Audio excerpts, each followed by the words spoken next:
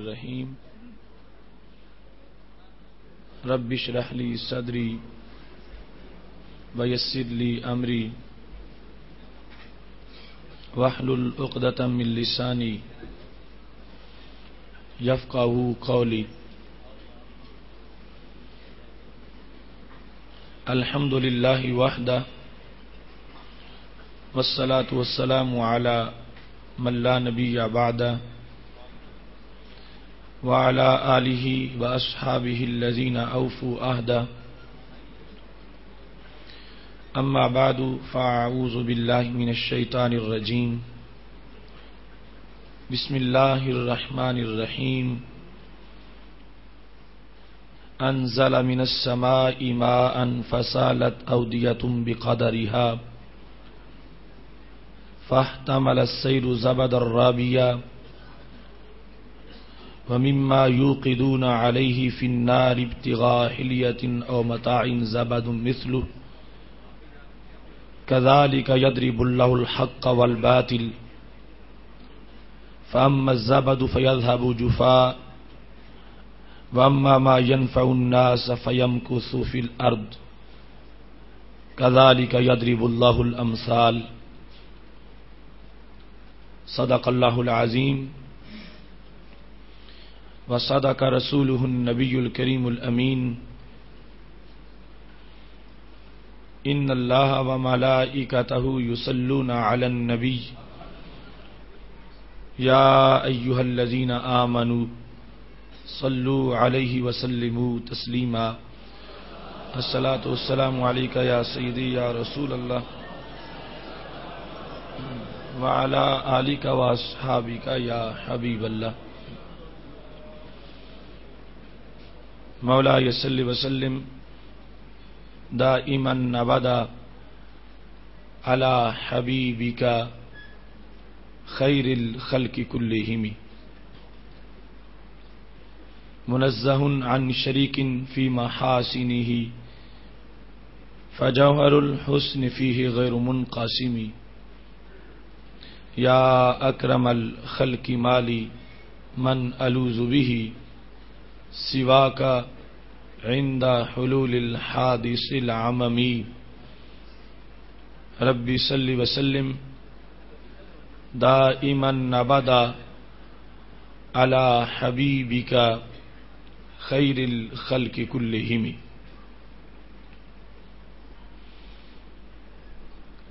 اللہ تبارک و تعالی جل جلالہ وعم نوالہ واتم برہانہ وعظم شانہ کی حمد و ثنا اور حضور سرور کائنات مفخر موجودات زینت بزم کائنات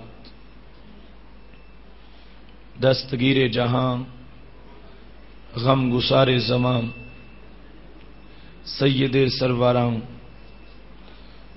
حامی بے قسم قائد المرسلین خاتم النبیین احمد مجتبی جناب محمد مصطفیٰ صلی اللہ علیہ وآلہ واصحابہ وبارک وسلم کے دربار گہر بار میں ہدیہ درود السلام عرض کرنے کے بعد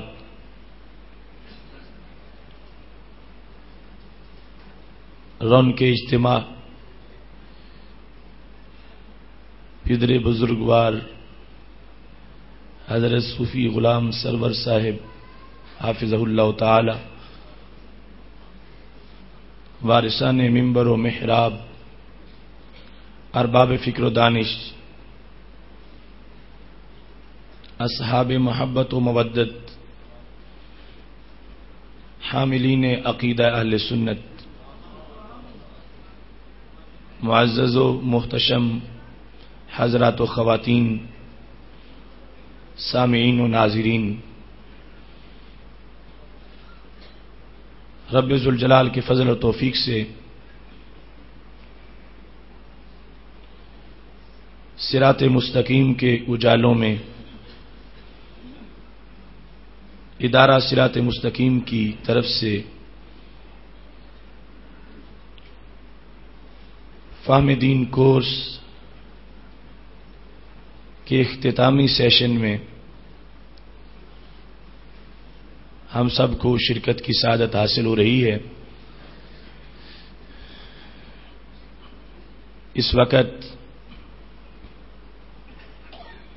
بھٹی میرج ہال میں اہل حق کا یہ جمع غفیر حضرات و خواتین پر مشتمل یہ فقید المثال اجتماع اور بذریعہ انٹرنیٹ پوری دنیا پر براہ راست اس اجتماع میں شرکت کرنے والے تمام حضرات و خواتین مبارکباد کے مستحق ہیں کہ ہم نے ایک سفر جو شروع کیا تھا اللہ کے فضل سے آج ہم منزل کے قریب پہنچائے ہیں۔ ابھی کل کی بات ہے جب یکم رمضان کا سورج طلوع ہونے کے ساتھ ساتھ فہم دین کورس کا سورج بھی طلوع ہو رہا تھا۔ ماہ رمضان المبارک کی سعادتوں، برکتوں اور رحمتوں کے جلوس میں امت مسلمہ کا کارواں جب تقوی و پرہیزگاری کی وادی کی طرف اپنے سفر کو نئے انداز میں شروع کر رہا تھا، جب سورج کی کرنیں آفاق کو روشن کرنے کا پیغام لے کے ظہور پذیر ہو رہی تھیں، ادھر دلوں کی دھرتی میں اجالوں کے لیے فہم دین اور عقیدتوں کے کارواں بھٹی میرج ہال کی طرف چل رہے تھے۔ آج منزل کے قرب میں آ کر ہمیں بہت سی کیفیات اور بہت سی اہم اور پرنور یادوں کا منظر سامنے نظر آ رہا ہے۔ یہ رب ذوالجلال کا فضل ہے اور اس کی دی ہوئی توفیق ہے، اور ہم جتنا بھی شکر ادا کریں کم ہے کہ اس نے ہمیں پیدا کیا، اس نے ہمیں ایمان کی دولت سے مالا مال کیا، اس نے ہمیں دھندلکوں اور ظلمتوں کے دور میں اپنی بندگی کے لیے اور اپنے محبوب علیہ السلام کی غلامی کے لیے چن لیا۔ اس نے ہمیں رمضان المبارک کا شرف اور قرآن مجید قرآن رشید کی حفاظت کا منصب عطا فرمایا۔ ہم جتنا بھی شکر کریں کم ہے۔ اتنے دنوں تک مسلسل،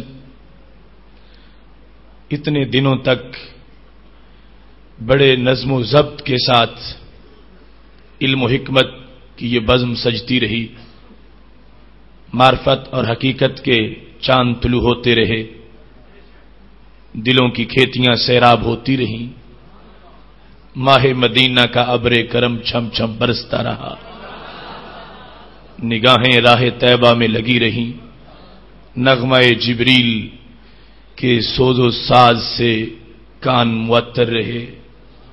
یہ کچھ کم کرم تو نہیں ہے، یہ کچھ معمولی بات تو نہیں ہے۔ ہم اپنے عجز کو اور اپنی تنگ دامانی کو اور اپنے یچمدانی کو سامنے رکھتے ہوئے ماہ مدینہ سرور قلب و سینہ صلی اللہ علیہ وسلم کی غلامی پر فخر کرتے ہوئے رب ذوالجلال کے دربار میں بار بار شکر گزار ہیں کہ اس نے ہمیں اپنے دین کے اس اہم کام کی ہمت دی، اور اسی کی ہمت سے آج قافلے منزل تک آن پہنچے ہیں۔ یقیناً ایک چھوٹا سا سفر، اس کی بھی کچھ یادداشتیں ہوتی ہیں، اس میں بھی چلتے وقت دائیں بائیں کچھ وادیاں نظر آتی ہیں۔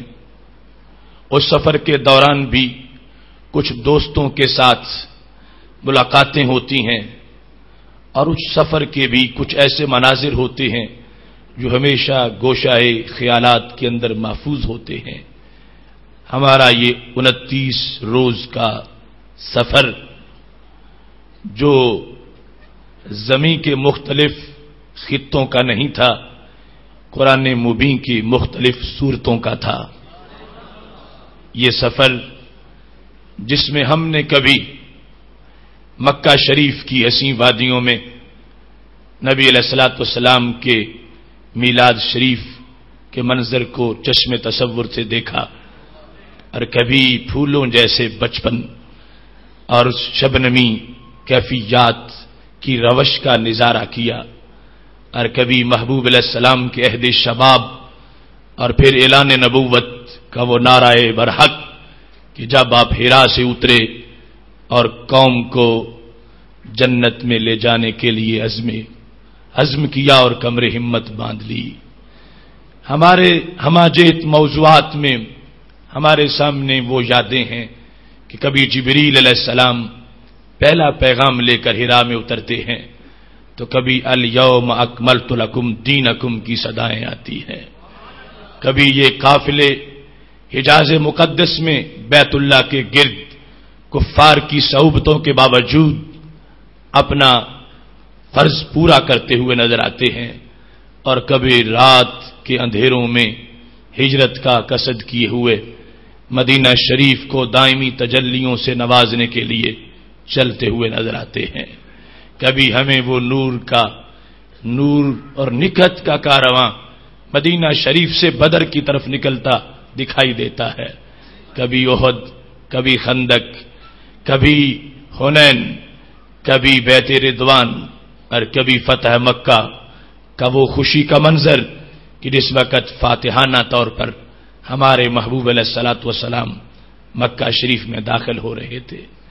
ہم نے اس کورس کے درمیان جس قدر بھی فکری سیر کی ہے اور نظری جہان کو ہم نے اپنے خیالات کے اندر محفوظ کیا ہے، کہیں عقائد، کہیں معاملات، کہیں عبادات اور کہیں ریاضات، کہیں کاروباری مسائل کا حل، کہیں عقائد کے مختلف ابواب کا تذکرہ، کہیں شان رسالت کو سمجھنے کا ایمانی طریق، اور کہیں مفاہیم اس میں باری تعالی کی لذتیں، اور کہیں مفاہیم حضرت محمد مصطفیٰ صلی اللہ علیہ وسلم اس میں مقدس کی عظمتیں، کہیں تقلید کے سے متعلق شکوک و شبہات کا ازالہ، اور کہیں بھٹکے ہوئے آہو کو سوئے حرم رہنمائی کا منظر۔ ہمارا یہ پورے کا پورا کارواں اور پورے کا پورا عنوان اور امتحان اور یہ ہمارا درس اول سے لے کر آخر تک دین کے ایک خوشبو اور نچوڑ کی حیثیت رکھتا ہے۔ آج وہ ساری چیزیں سمٹ کے اکٹھی ہو کے وہ موضوعات ایک گلدستہ کی شکل میں ہمارے سامنے ہیں۔ یقیناً جو شروع سے شریک محفل رہے ان کو سمجھنے کا انداز کچھ اور ہوگا، اور جو جو جو شامل ہوتے رہے ان کو بھی عظمت ملتی رہی، اور جو پہلی بار آئے یقیناً انہیں بھی حصہ ملے گا، مگر یہ وقت بڑی عجیب چیز ہے اور زمانے کا ہمارے خلاف فیصلہ بڑا عجیب ہے۔ وہ جس وقت ہم کہتے ہیں کہ میں آ نہیں سکا تھا تو زمانہ کہتا ہے گر تو نہیں تھا شریک محفل، قصور تیرا ہے یا کہ میرا طریقہ نہیں کہ رکھوں کسی کی خاطر میں شبانہ۔ لیکن پھر بھی ہماری جو ہمارے دوستوں کی کاوشیں ہیں جنہوں نے ان مناظر کو بھی محفوظ کیا ہے، مضامین اور مفاہیم کو پھر کتابی شکل میں بھی ہمارے فضلاء کی کوششوں سے یہ سب کچھ سامنے آ رہا ہے، بہرحال انشاءاللہ فائدہ اس کا آگے پہنچے گا۔ لیکن ایک ربط کی بات کرتے ہوئے آج ہم اپنے موضوعات کی سیر کرتے ہوئے جہاں پہنچے ہیں، یہ موضوع ہے اے غریب الوطن اسلام کے ہم وطنوں۔ غریب الوطن وہ ہوتا ہے جو پردیسی ہو، جس کا اپنا دیش نہ ہو، اور پھر اس کے ہم وطن وہ ہوتے ہیں جو پردیسی کو اپنے گھر رکھیں، جو پردیسی کو وطن دیں، جو پردیسی کے ہم وطن بن جائیں، جو پردیسی کو پردیسی نہ رہنے دیں، اور جو پردیسی کو پردیسی ہونے کا احساس بھی نہ ہونے دیں۔ آج کا موضوع ہمارا ایک پورے ماحول کے لحاظ سے ایک جامع موضوع ہے، جامع عنوان ہے، اور اس کو ہم نے صرف اس لیے نہیں سننا کہ ایک اختتامی پروگرام ہے اور اس میں شرکت ہو گئی ہے اور یہ شرکت کافی ہے، اس لحاظ سے کہ یہ ہمارا لاہ عمل ہے، اس میں پس منظر بھی ہے، ہمارے مستقبل کے لحاظ سے اس کے اندر مسائل کا حل بھی موجود ہے۔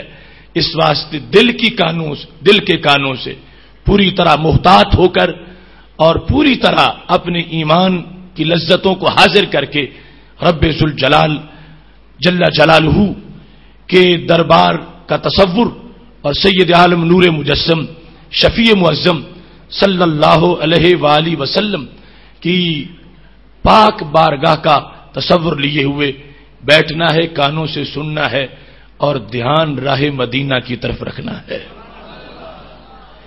محتشم سامعین حضرات، یقیناً آج وہ سارے بھائی اور وہ بہنیں مبارکباد کی مستحق ہیں جن کے قدم اس رستے میں اٹھے ہیں، اور یہ نہ سمجھیں کہ ان کے قدم صرف پیپلز کالونی اور گوجراں والا شہر اور اطراف و اکناف اور قرب اور جوار کی اس زمین پر ہی رہے۔ میرے محبوب علیہ الصلوۃ والسلام کا یہ فرمان ہے، من سلک طریقا یطلب فیہ علما سہل اللہ لہ بہ طریقا الی الجنہ۔ فرمایا یہ قدم جو علم کے حصول کے لیے زمین پہ اٹھتے ہیں، حقیقت میں یہ جنت کی طرف اٹھ رہے ہوتے ہیں۔ اللہ ان کے صدقے جنت کا داخلہ اور جنت کا سفر آسان فرما دیتا ہے۔ اس واسطے یہ ہر مرد و زن ان کے لیے ہدیہ تبریک ہے جنہوں نے اس سفر میں شرکت کی ہے، اور خالق کائنات جل جلالہ نے انہیں یہ سعادت عطا فرمائی ہے۔ اور پھر بالخصوص رمضان المبارک کے چاند کے طلوع کے ساتھ ایک ہمارے لیے رب ذوالجلال کی طرف سے مسلسل انعامات کا سلسلہ شروع ہوا تھا، اور ہر دن اس میں ترقی ہوتی گئی، ہر دن عروج آتا گیا، پہلے رحمت، پھر مغفرت، اور پھر جہنم سے آزادی، اور ابھی عید کا دن یوم تقسیم انعامات آ رہا ہے جس کو یوم الجوائز کہا جاتا ہے۔ تو یہ ایک ایسا سلسلہ ہے کہ آج ہم اس وقت میں داخل ہو چکے ہیں جو یقیناً رب ذوالجلال کی طرف سے کھلی رحمتوں کا وقت ہے، اور جہنمیوں کو جہنم سے آزاد کیا جا رہا ہے۔ ایسے میں اس پروگرام کے اندر شرکت یہ ہمارے لیے مزید معنی خیز ہے، اور اس میں محبوب علیہ الصلوۃ والسلام کے دیے ہوئے سوچ کے مطابق ہمیں اپنی توجہ اس لحاظ سے بھی مرکوز کرنی چاہیے کہ جب شیطان نے رب ذوالجلال سے یہ کہا تھا کہ میں ہمیشہ تیرے بندوں کو اغوا کروں گا، انہیں گمراہ کروں گا، اور میں ان کو جب تک ما دامت ارواحہم فی اجسادہم، جب تک ان کی روحیں ان کے جسموں میں رہیں گی میں ان کو نہیں چھوڑوں گا، ان کو میں اغوا کروں گا، گمراہ کروں گا، اور راہ راستے ان کو میں بھٹکاؤں گا، جس وقت شیطان نے رب ذوالجلال سے یہ کہا تھا تو ہمارے رب نے شیطان کے جواب میں یہ کہا تھا وعزتی وجلالی وارتفاع مکانی، شیطان سن لے، مجھے میری عزت کی قسم اور میرے جلال کی قسم اور میرے بلند مرتبے کی قسم، لا ازال اغفر لهم مستغفرونی، فرمایا تو انہیں ہمیشہ بھٹکانے کی کوشش کرے گا اور جہنمی بنانے کی کوشش کرے گا، جب تک جان رہے گی تو ان کو بھٹکائے گا، سن لے آخری سانس تک، جب بھی یہ اپنے گناہوں کی معافی مانگیں گے میں ان کو معاف فرما دوں گا۔ لہذا رب ذوالجلال کی طرف سے رحمت کے دروازے کھلے ہیں، بخشش کی ہوائیں چل رہی ہیں اور مغفرت کا دور دورہ ہے۔ اس واسطے ہمارا یہ پروگرام ان تمام مناسبتوں اور برکتوں کے لحاظ سے ایک بڑی ہی اہمیت کا حامل ہے۔ ایسے میں قرآن مجید برہان رشید کی جو آیت کریمہ میں نے تلاوت کی ہے، آغاز میں اس کا محض ترجمہ سماعت کر لیجئے۔ رب ذوالجلال ارشاد فرماتا ہے انزل من السماء ماء فسالت اودیہ، رب ذوالجلال نے آسمان سے پانی کو نازل کیا تو وادیاں بہ نکلیں، اودیۃ بقدرھا، وادیاں اپنی اپنی گنجائش کے مطابق بہ نکلیں۔ پس سیلاب نے فاحتمل السیل زبد الرابیہ، سیلاب نے اپنے اوپر ایک جھاگ کو اٹھایا ہے جو بلند اور اٹھا ہوا نظر آتا ہے، اور اس کے علاوہ اس سے جس پر لوگ آگ جلاتے ہیں اور زیور بناتے ہیں اور سامان بناتے ہیں، اسی طرح کا ایک جھاگ موجود ہے۔ ایسے ہی رب ذوالجلال حق اور باطل کی مثال بیان کرتا ہے، لیکن جھاگ پس وہ جلدی پھک ہو جائے گا، مٹ جائے گا، اور لیکن وہ چیز جو لوگوں کو فائدہ دیتی ہے وہ زمین میں باقی رہے گی۔ ایسے ہی رب ذوالجلال مثالیں بیان فرماتا ہے۔ محتشم سامعین حضرات، آج جس وقت ہم اپنے حالات کو دیکھتے ہیں اور مصائب میں گھری ہوئی امت کو دیکھتے ہیں اور ہر طرف سے یزیدیوں کے برستے تیروں کے اندر حسینی کارواں کو دیکھتے ہیں، تو محبوب علیہ الصلوۃ والسلام کا یہ فرمان سامنے آتا ہے۔ ہمارے پیغمبر اور تمام رسولوں کے رہبر حضرت محمد مصطفیٰ صلی اللہ علیہ وسلم کا یہ جملہ جامع ترمذی میں موجود ہے۔ ارشاد فرمایا ہے ان الدین بدأ غریبا، کہ میرا دین جب شروع ہوا تھا تو غریب تھا۔ غریب کا مطلب ہے پردیسی، اجنبی تھا، یعنی اس کے ماننے والوں کو لوگ اجنبی سمجھتے تھے، ان کے ماننے والوں کے پاس لوگ بیٹھنا پسند نہیں کرتے تھے، ان کو ادنا قرار دیتے تھے اور ان کو اپنے سے ہلکا سمجھتے تھے۔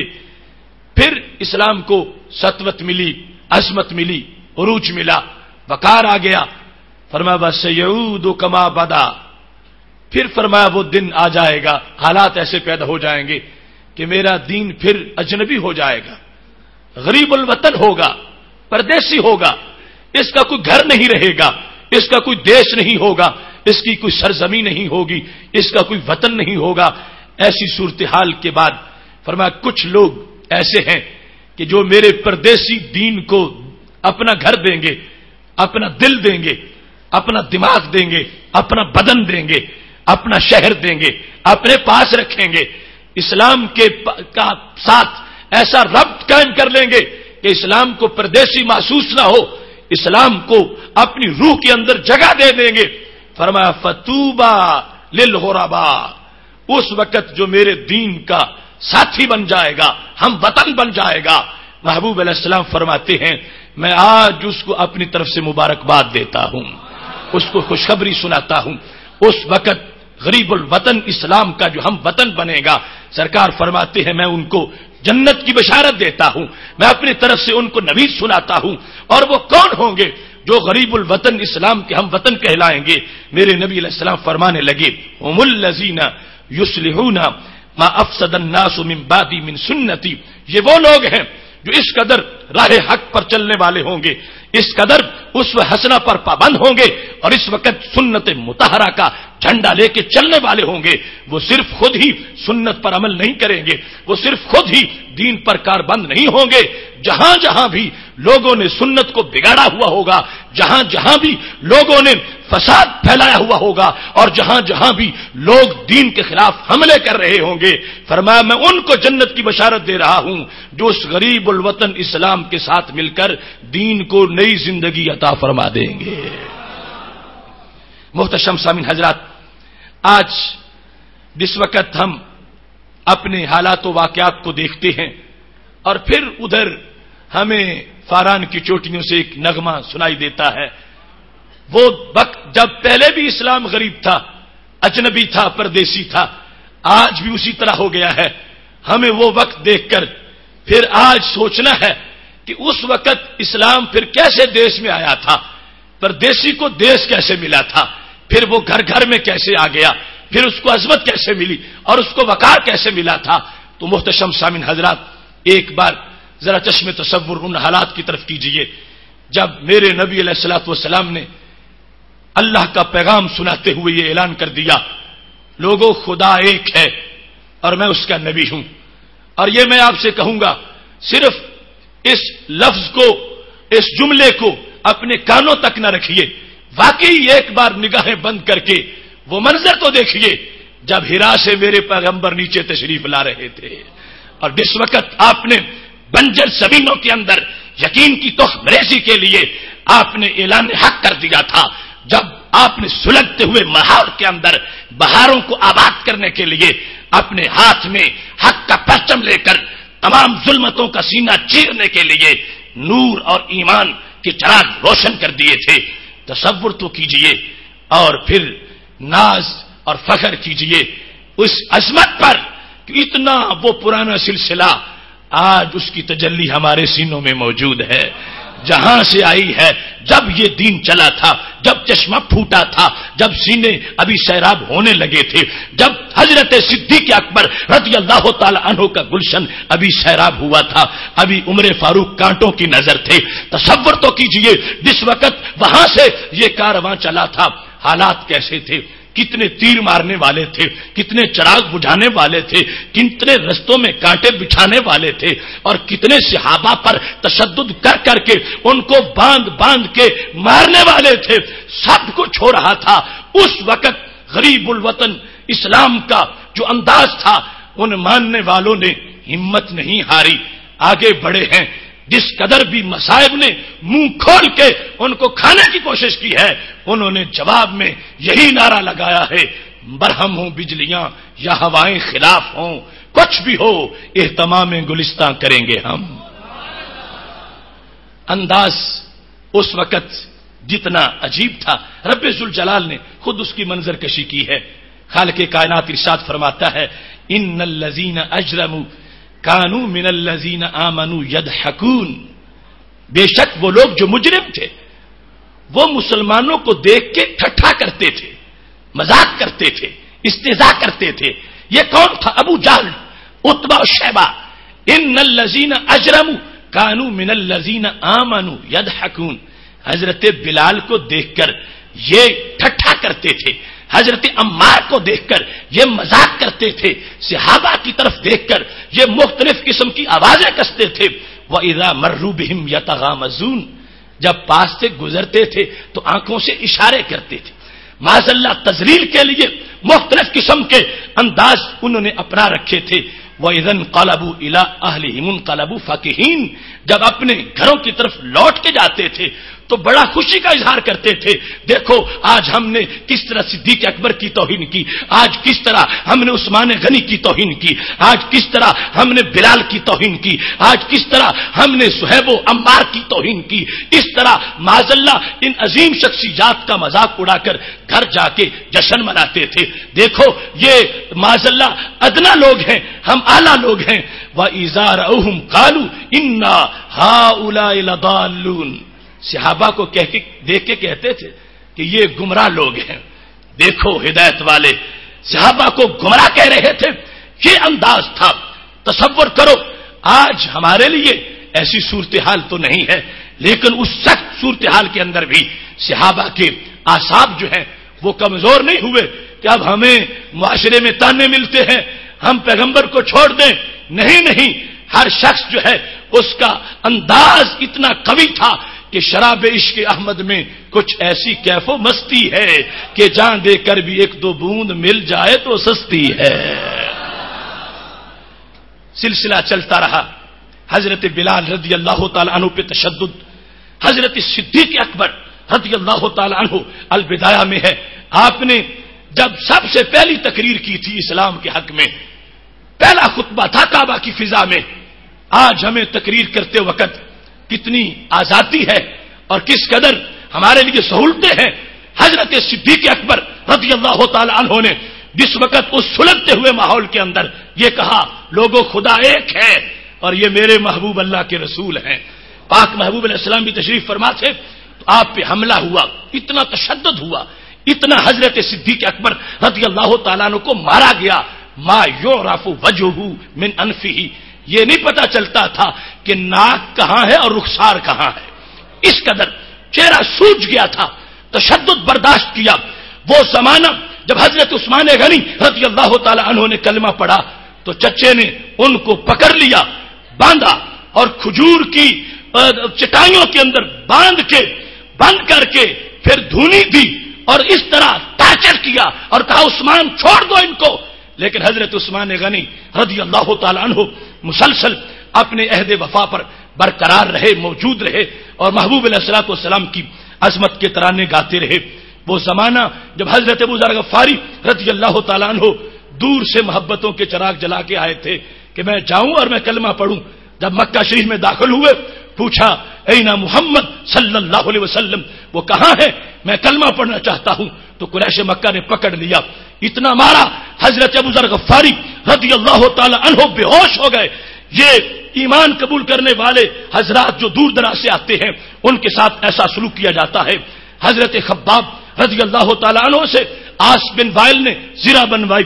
جب آپ نے مزدوری مانگی، خباب لوہاروں والا کام کرتے تھے، تو کہنے لگا اس وقت تک نہیں دوں گا حتی تکفر بمحمد صلی اللہ علیہ وسلم، یہاں تک کہ اس نبی کو تو چھوڑ نہ دے.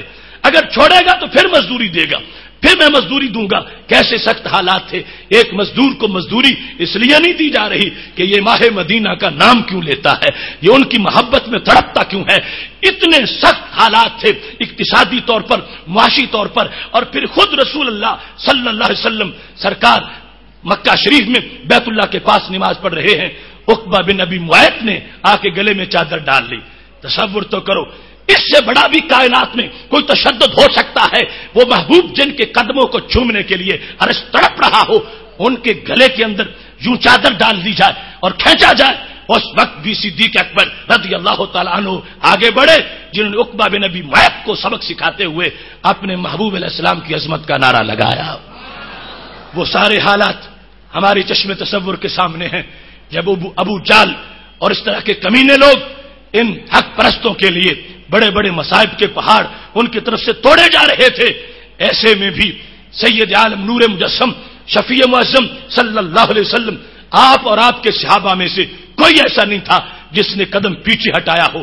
مسلسل استقامت کے ساتھ آگے بڑھے ہیں اور اس انداز میں آگے بڑھتے چلے گئے ہیں کہ بالآخر رب ذوالجلال نے اسی سفر پر عظمتوں کے ثمرات مرتب کر دیے.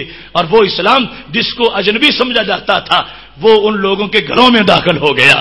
یہ ابو جال جس نے میرے نبی علیہ السلام پر اوجڑی ڈالی تھی اور تشدد کے لیے ہمیشہ تدبیریں کرتا تھا، سازشیں بناتا تھا اور کہتا تھا مکہ کی دھرتی میں اسلام نہیں رہنے دوں گا، اللہ نے اس کے گھر اسلام داخل کیا. اس کا اکرمہ بیٹا کلمہ پڑھ رہا تھا تو سرکار کی عظمتوں کے جھنڈے لہرا رہے تھے. ابو جال تو کہاں سے روکے گا، یہ تو تیرے گھر میں بھی داخل ہو گیا ہے. یہی عقبہ بن ابی معیط جس نے نبی علیہ السلام کی گردن میں معاذ اللہ پھندا ڈالا تھا، اس کی بیٹی ام کلثوم نے سرکار کی غلامی کا نعرہ لگا دیا تھا. جو لوگ روک رہے تھے تو یہ رک کیسے سکتا تھا؟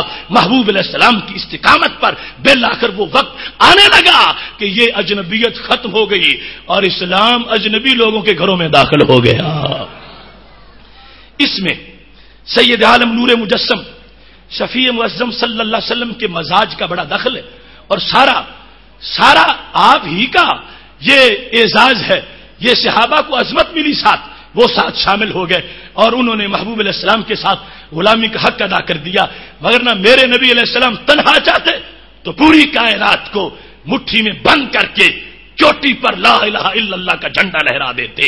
ان صحابہ کو جو ساتھ لیا ہے تو محبوب علیہ الصلوۃ والسلام انہیں بھی رب ذوالجلال کے دربار سے عظمتوں کے تاج دلوانا چاہتے تھے، ورنہ سرکار خود ارشاد فرماتے ہیں نصرت بالرعب، رب نے میری مدد رعب سے کی ہے، میرا اتنا رعب ہے، نصرت بالرعب مسیرۃ شہر، 1 مہینہ دور میرے دشمن بیٹھے ہوئے مجھ سے جوں ڈرتے ہیں، یعنی جہاں بندہ جائے تو مہینے کے پاس جا سکتا ہے، ہم مہینہ لگتا ہے درمیان میں، لیکن فرمایا مجھ سے یوں ڈرتے ہیں جیسے منٹ سے پہلے میرا مکہ ان کو لگ جائے گا، جیسے میری تلوار کے نیچے ہوں۔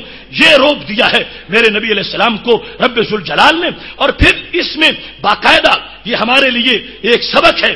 آج جس وقت ہم کہتے ہیں اسلام دین بھی ہے، دولت بھی ہے، دین بھی ہے، دنیا بھی ہے، یہ نظریہ بھی ہے، یہ حکومت بھی ہے، یہ نظام کائنات ہے، یہ کائنات کے اندر صرف یہ ایسا دین نہیں جس کا تعلق مسجد کے ساتھ ہو، اس کا تعلق دکان سے بھی ہے، بازار سے بھی ہے، تھانے سے بھی ہے، کچہری سے بھی ہے، یہ جوانوں کی جوانیوں پر بھی حکومت کرتا ہے، نیل کے پانیوں پر بھی حکومت کرتا ہے، یہ ایک جامع دین ہے، اور اس میں باقاعدہ ایسا سبق ہے ہمارے نبی علیہ السلام کی طرف سے کہ جتنا کوئی ڈکٹیٹر ہو، کوئی عامل ہو، اور جس انداز میں کوئی اسلام کا رستہ روکنے والا ہو اس کے ساتھ ٹکرانا اور لوگوں کو دنیاوی معاملات کے اندر اٹھا کے کھڑا کر دینا، یہ میرے محبوب علیہ السلام کی سنت اولین ہے۔ ابن ہشام نے لکھا ہے، سیرت ابن ہشام میں موجود ہے، اراشی نامی آدمی ابو جال سے سودا کر بیٹھا تو ابو جال نے پیسے دینے سے انکار کر دیا، بڑا ظالم تھا اور اس کے سامنے کوئی بولتا نہیں تھا، اس کو سید الوادی کہا جاتا تھا کہ مکہ شریف کی وادی کا سردار، اور اس کے سامنے کوئی اونچی آواز سے بول نہیں سکتا تھا۔ اب اراشی مکہ شریف آ گیا، مختلف سرداروں سے ملا کہ ابو جال سے مجھے پیسے لے دو، تو کوئی بھی آگے سے یہ نہیں کہتا تھا کہ میں ساتھ چلتا ہوں۔ بالآخر جب وہ ایک دن حرم شریف کے پاس آیا تو ہمارے نبی علیہ السلام وہاں بیٹھے ہوئے تھے اور چودھری قریش کے بھی بعد بیٹھے تھے، تو وہ آ کے پھر کہتا ہے میری مدد کرو، میں اجنبی ہوں، پردیسی ہوں اور تمہارا سردار میرے پیسے نہیں دے رہا۔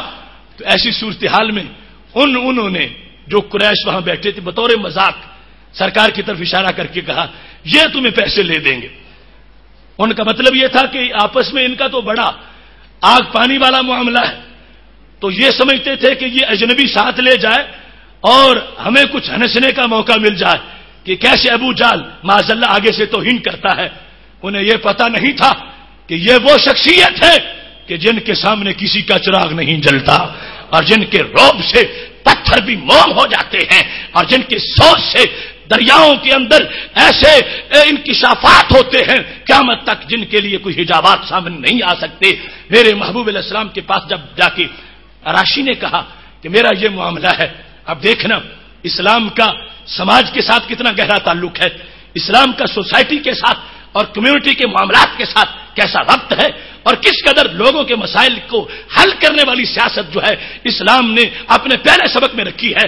میرے محبوب علیہ السلام سے جا کر جب انہوں نے یہ کہا کہ معاملہ یہ ہے کہ میں نے یہاں کاروبار کیا تھا، ابو جال میرے پیسے نہیں دیتا، اب معاملہ ایسا بن گیا ہے کوئی اس کے سامنے بولتا بھی نہیں ہے اور میرے پیسے بھی نہیں لے کے دیتا۔ اب میرے نبی علیہ السلام نے یہ نہیں کہا کہ بیرون سے آنے والے میں کلمہ صرف پڑھاتا ہوں، مجھ سے نماز کا مسئلہ پوچھ لو، روزے کی بات پوچھو، مجھ سے یہ احکام پوچھو، اگر تمہارا پیسہ کہیں پھنس گیا ہے تو میں کیسے نکال سکتا ہوں، یا میں تمہارے ساتھ نہیں جاؤں گا، ہرگز ایسا نہیں۔ اس نے ایک بار کہا، دوسرے لمحے سرکار تیار ہو گئے۔ سید عالم نور مجسم شفیع معظم صلی اللہ علیہ وسلم اب ایک اجنبی بندے کے ساتھ، دیکھو جو اجنبیوں کو یہ ریسپانس دیتے ہوں ان کے ہاں غلاموں کا مقام کتنا بڑا ہوگا اور ان کے مسائل کے حل کرنے کا انداز کیا ہوگا۔ ایسی صورتحال کے اندر توجہ کیجئے، جس وقت وہ اراشی ابو جال کی طرف جانے کے لیے ہمارے محبوب علیہ الصلوۃ والسلام کو ساتھ لے کے نکلتا ہے، میرے نبی علیہ الصلوۃ والسلام چلتے ہیں۔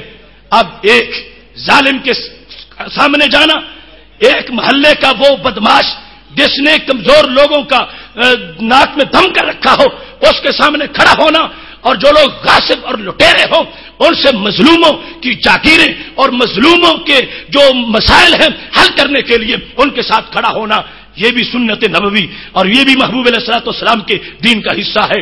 اب عرب کی وادی کا وہ ابو جہل جس کے سامنے کوئی بولتا نہیں تھا، میرے نبی علیہ السلام ایک اجنبی کے ساتھ چلے گئے اور وہاں جا کر جس انداز میں آپ نے بات کی ہے، اس نے قیامت تک اسلام کی اس پالیسی کو واضح کیا کہ اسلام کیسے بلندیاں دینے آیا ہے اور اسلام کیسے نوازنے آیا ہے اور اسلام کیسے مسائل کو حل کرنے کے لیے آیا ہے۔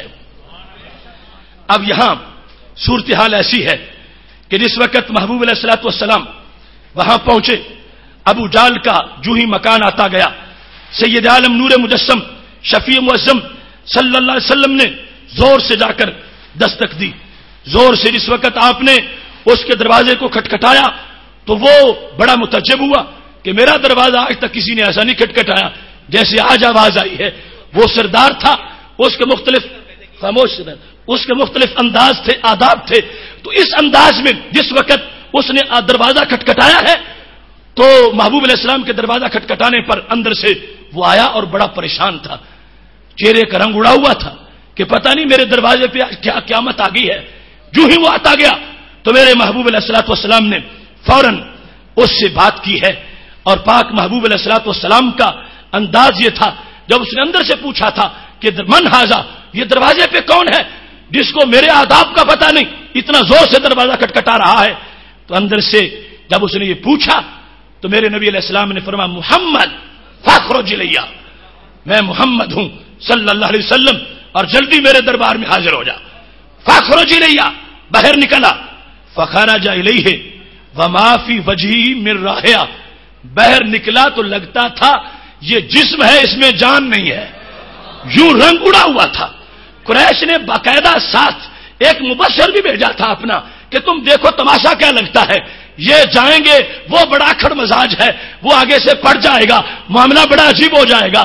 لیکن اب جس وقت انہوں نے دیکھا ہے تو صورتحال کیا ہے کہ یوں رنگ اڑا ہوا ہے۔ ابو جہل جس وقت باہر نکلا، میرے محبوب علیہ الصلوۃ والسلام نے آتے ہی اس کو یہ فرمایا آتے حاضر رجل حق کا، اس بندے کا حق دو، یہ جو میرے ساتھ آیا ہے اس کا حق دو۔ اب ابو جہل وعدہ کرتا 2 دن کا 4 دن کا، یا کہتا کچھ دیتا ہوں کچھ بعد میں دوں گا، یا کوئی بات ہی آگے سے کرتا، اس کی مجال نہیں تھی۔ اس طرح سہم گیا، اتنا ڈر گیا، کہتا صرف مجھے ایک بار گھر داخل ہونے دو، میں دوبارہ باہر نکلتا ہوں۔ گھر گیا اور سارے پیسے لے کر اس بندے کے واپس آ گیا اور اس کو دے کر اس نے اپنی طرف سے اپنے دامت کا بھی اظہار کیا اور اتنا سہما ہوا تھا۔ اب جس وقت یہ آراشی پھر کعبہ کے پاس گیا، وہ دوسرے سردار انتظار کر رہے تھے کہ پتہ چلتا ہے کہ کیا ہوا ہے۔ اس نے کہا ایسا بڑا حوصلہ میں نے کسی کا نہیں دیکھا جتنا بڑا حوصلہ اس انسان کا ہے، میرے ساتھ گیا ہے، میرا کام بن گیا ہے۔ قریش کو انتظار تھا کہ یہ آ کے کوئی چگلی کرے گا، یہ کہے گا یہ تو بول نہیں سکے تھے، لیکن معاملہ بالکل برعکس نکلا۔ ان کو شک ہوا کہ شاید یہ صحیح نہیں بول رہا، اپنے مبشر کو بلایا، تم بتاؤ کیا ہوا؟ اس نے کہا وہ کچھ ہوا جو کبھی نہیں ہوا، ہم جس کے سامنے سہمے سہمے رہتے ہیں وہ ان کے سامنے گیدڑوں کی طرح پیش ہوا ہے۔ باہر آیا ہے، لگتا تھا اس میں جان ہی نہیں ہے، اتنے میں ابو جہل بھی آ گیا۔ سرداروں نے کہا تمہیں کیا ہوا؟ ہمارے سامنے بڑے کرتے ہو اور ہمیں بولنے نہیں دیتے، آج تم نے اس انداز میں یہ ذلت برداشت کیوں کی ہے؟ تو کہنے لگا اصل میں بات یہ ہے، جب انہوں نے دروازہ کھٹکھٹایا تھا اور میرے کانوں میں آواز پڑی تھی، ڈر تو اسی وقت گیا تھا، لیکن جب میں باہر آیا تو میں نے دیکھا ان کے سر کے ساتھ ایک اتنا بڑا اونٹ مجھے نظر آیا کہ اگر میں تھوڑا سا بھی جھجک کرتا، تھوڑا سا بھی رکتا، اس اونٹ کا ایک ہی لقمہ بنتا، اور مجھے ڈرا رہا تھا۔ اس واسطے میں نے فوراً اس میں اپنی عافیت سمجھی ہے کہ پیسے دوں اور اپنی جان بچا لو۔ یہ اب صورتحال بدل رہی تھی کہ جس وقت سید عالم نور مجسم شفیع معظم صلی اللہ علیہ وسلم نے اپنی اس حکمت عملی سے، اپنی جرأت سے، اپنی استقامت سے اور اس انداز کے اپنے بلند حوصلے کے ساتھ جس وقت محبوب علیہ الصلوۃ والسلام اپنے کارواں کو لے کے آگے چلے ہیں تو اس میں ایک مضبوط جو انداز تھا صحابہ کا وہ بھی ساتھ شامل ہوا۔ رب ذوالجلال نے آہستہ آہستہ غریب الوطن اسلام کو اپنا وطن عطا فرما دیا۔ اس سے سلسلہ جس وقت آگے پہنچا تو انداز بڑا عجیب تھا. اب پھر عروج کا زمانہ ہے. بدر میں کفار کو ضربیں لگیں, احد میں کچھ معاملہ مساوی رہا, پھر جا کے آگے جس وقت خندق میں ان کو پھر شکست ہوئی, اب ان کے حوصلے ہارے, بیت رضوان کے معاملے میں صلح پر مجبور ہوئے. اور پھر اس کے بعد ابھی مدت ختم نہیں ہوئی تھی, وہ سمجھتے تھے کہ مدت بڑھائی جائے. ابو سفیان ابھی کافر تھے, رابطہ کیا کہ مزید مدت بڑھا دی جائے, مگر نبی علیہ السلام نے فرمایا مدت نہیں, اب ہماری تلواریں تمہارے لیے ہوں گی. پھر فتح مکہ ہے, پھر عروج کا, یہ حصی عروج کا زمانہ ہے. ہر طرف یہ انداز ہے کہ وہ لوگ جو پہلے ان کو اپنے گھروں میں کوئی عبادت نہیں کرنے دیتا تھا, اب انہوں نے منکروں کے گھروں کے اندر اپنی عبادت کے سوز کو داخل کر دیا ہے. جس وقت ان کی آواز پر بظاہر محلے والے لبیک نہیں کہتے تھے, اب دور دراز تک کائنات کا ہر ذرہ ان کی آواز پہ لبیک کہتا جا رہا ہے. اور رب ذوالجلال نے ان کی قربانیوں کو ایک عروج عطا فرمایا ہے. ایسے میں ہنسی منظر وہ بھی ہے جس وقت کسرا کی فوج 40,000 کی تعداد میں نکلی, اور ادھر سے حضرت مغیرہ بن شعبہ رضی اللہ تعالی عنہ مقابلے میں ہے. بخاری شریف میں ہے جب دور فاروق اعظم رضی اللہ تعالی عنہ اور فتوحات کا سلسلہ تھا, جس وقت فوجیں آمنے سامنے ہو گئیں تو اس نے کہا کہ تم اپنا تعارف کرواؤ, تم کون لوگ ہو. کسرا کے گورنر نے اور اس کے کمانڈر نے کہا تعارف کرواؤ ہم سے لڑنے والوں, تم ہو کون, کہاں سے آ کے ہمارے گھر تم آگ برسانا چاہتے ہو, اپنا تعارف تو کرواؤ. حضرت مغیرہ بن شعبہ نے کہا سنو یہ تعارف ہے ہمارا, نحن اناس من العرب, ہم عرب کے لوگ ہیں, کننا فی شکائن شدید, ہم پرلے درجے کے بدبخت تھے. کننا فی شکائن شدید, ایک وقت تھا ہم پرلے درجے کے بدبخت تھے. بلائن شدید, مصیبتوں نے ہمیں گھیر رکھا تھا. نمس الجلد, ہم چمڑے چوسنے والے تھے, ادنا قسم کے لوگ, کھالنے اور چمڑے چوس کے ہم گزارے کرتے تھے. والنوا من الجوع, بھوک کی وجہ سے ہم گٹھلیاں چوستے تھے, یہ ہماری صورتحال تھی. ونلبس الوبر والشعر, ہم جانوروں کے بال اور اس طرح کی چیزیں اکٹھی کر کے اپنے بدن ڈھانپتے تھے, یہ ہماری صورتحال تھی. ونعبد الشجر والحجر, ہم کسی درخت کو سجدہ کر لیتے تھے, کسی پتھر کو سجدہ کر لیتے تھے, یہ ہماری صورتحال تھی. نہایت ہی بدبخت ہم, مگر ایک ہی آواز اٹھی, فبینا نحن کذالک, ہم اتنے گرے ہوئے لوگ تھے, ذلت اور رسوائی کے گڑھے میں ہم پڑے ہوئے تھے, تو سہانی گھڑی میں ایک چاند طلوع ہوا جس نے ہم ذروں کو بھی آفتاب بنا دیا. اے کسرا کے حوالی سن لے, اس وقت ہم کچھ اور تھے, اب ہم کچھ اور ہیں. یہ بجلی کا کڑکا تھا یا صوت ہادی, عرب کی زمین جس نے ساری ہلا دی. رسول اکرم نور مجسم شفیع معظم صلی اللہ علیہ وسلم کی غلامی سے جو ان کو انقلاب ملا ہے. مغیرہ بن شعبہ ان آتش پرستوں کے سامنے اور کفار کے سامنے اپنا تعارف کرواتے ہوئے کہنے لگے اس بادشاہ رب السماوات و رب الارضین, اللہ جو آسمانوں کا بھی رب ہے اور زمین کا رب ہے, اس نے بھیجا ہے ہمارے لیے الینا نبیا من انفسنا, ہیں وہ ہمارے اندر سے ہی, ہمارے یہ قبیلہ سے وہ پیدا ہوئے, مگر ہیں ایسے کہ ان جیسا کائنات میں کوئی نہیں ہے. اللہ نے ہماری طرف بھیجا ان کو, نعرف اباہو و امہو, ہمیں ان کے ابا جی کا بھی پتا ہے, ان کی امی جی کا بھی پتا ہے, یعنی وہ آؤٹ سائڈر نہیں تھے, ہمارے ماحول کے تھے, ہم ان کو جانتے تھے. وہ جس وقت آئے ہیں تو انہوں نے ہمیں جو انداز دیا ہے, اس انداز نے ہمیں پوری کائنات میں بلندیاں عطا فرما دی ہے. اب دیکھنا اس اسلام کا انداز کہ جس کے ماننے والوں کو کبھی رسیوں سے باندھ کے دھوئیں دیے جاتے تھے, اس اسلام کا انداز کہ جس کے ماننے والوں کو لٹا کر سینے پہ پتھر رکھ دیے جاتے تھے, اب کیا انداز بنا ہے.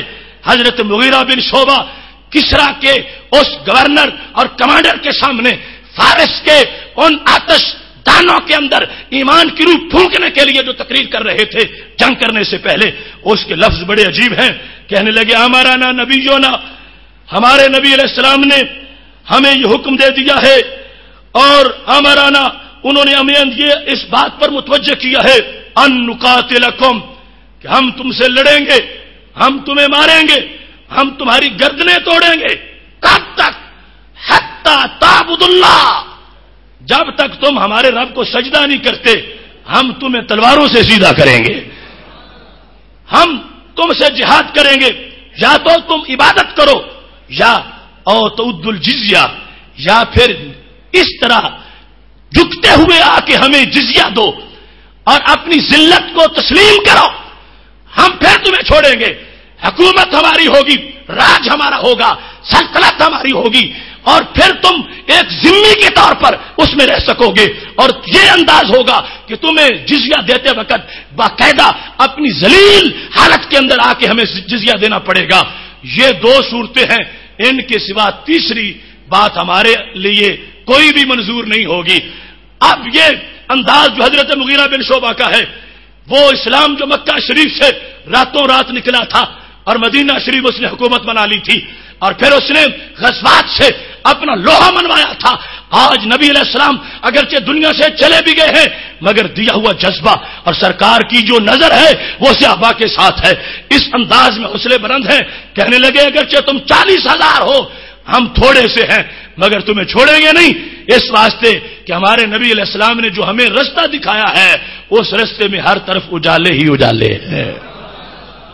عروج کا یہ فلسفہ جو حضرت مغیرہ بن شعبہ نے بیان کیا ہے، اس کے اندر انہوں نے جو جملہ بولا، کہنے لگے دو ہی صورتحال ہیں اور تیسری کوئی نہیں، یا ہم تم سے لڑ کے شہید ہو جائیں گے یا باقی رہ جائیں گے، اس کے سوا تو کچھ نہیں کہ ہم بھاگیں، ہم کو کمپرومائز کریں، نہیں، اور یہ دونوں ہی ہمارے لیے بڑے عظیم راستے ہیں۔ کہنے لگے ہمارے نبی علیہ السلام نے ہمیں ضمانت دی ہے، من قتل منا سار الی الجنہ، کہ جو ہم سے شہید ہوگا وہ جنتی ضرور ہوگا۔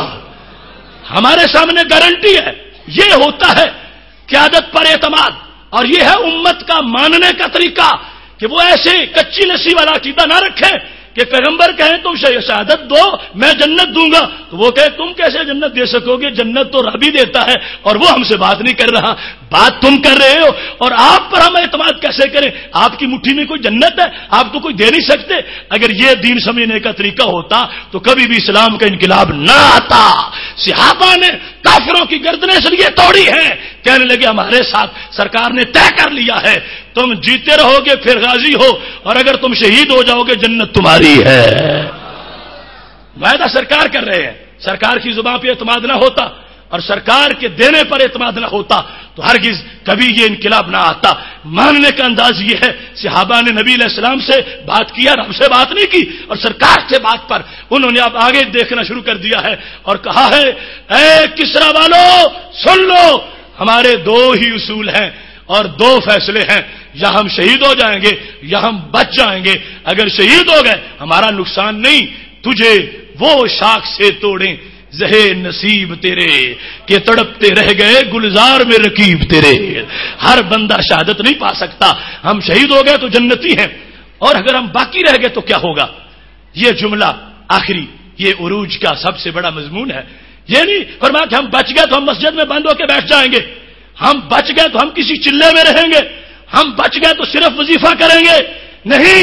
حضرت مغیرہ بن شعبہ نے ان کافروں کے سامنے آنکھوں میں آنکھیں ڈال کر کیا کہا، فرمایا جو مم باقی یا منا، جو ہم سے بچ گیا وہ گھر نہیں بیٹھے گا، مالا کا رکابکم تمہاری گردن پہ سوار ہو کے رہے گا، مالا کا رکابکم وہ تمہاری گردنوں کا مالک بن کے رہے گا۔ جو ہم سے شہید ہوا جنتی ہے اور جو ہم سے بچ گیا وہ تمہاری گردنوں پر سوار ہے۔ لہذا تم یہ نہ سمجھو کہ ہم تجھے چھوڑ جائیں گے اور ہم تجھے معاف کر دیں گے، ہم اپنا کام پورا کریں گے۔ اب یہ ہے اسلام کے عروج کا وہ زمانہ کہ جس وقت حضرت فاروق اعظم کے سائے سے ادھر شیطان بھی کانپتا ہے، ادھر کیسر و کسرا کی حکومتیں بھی کانپ رہی ہیں، اس واسطے انہوں نے رب کے ساتھ وفا کی ہے، اللہ نے ان کو زمانے میں عروج عطا فرما دیا ہے۔ یہ صورتحال جس وقت آگے بڑھی ہے، پھر عہد غربت کی واپسی شروع ہو گئی، اجنبیت کا زمانہ پھر واپس آنے لگا، اور میرے نبی علیہ الصلوۃ والسلام نے مطلع پہلے فرما دیا، اور اس کا یہ مقصد تھا کہ تم روکنا، غربت نہ آئے، اجنبیت نہ آئے۔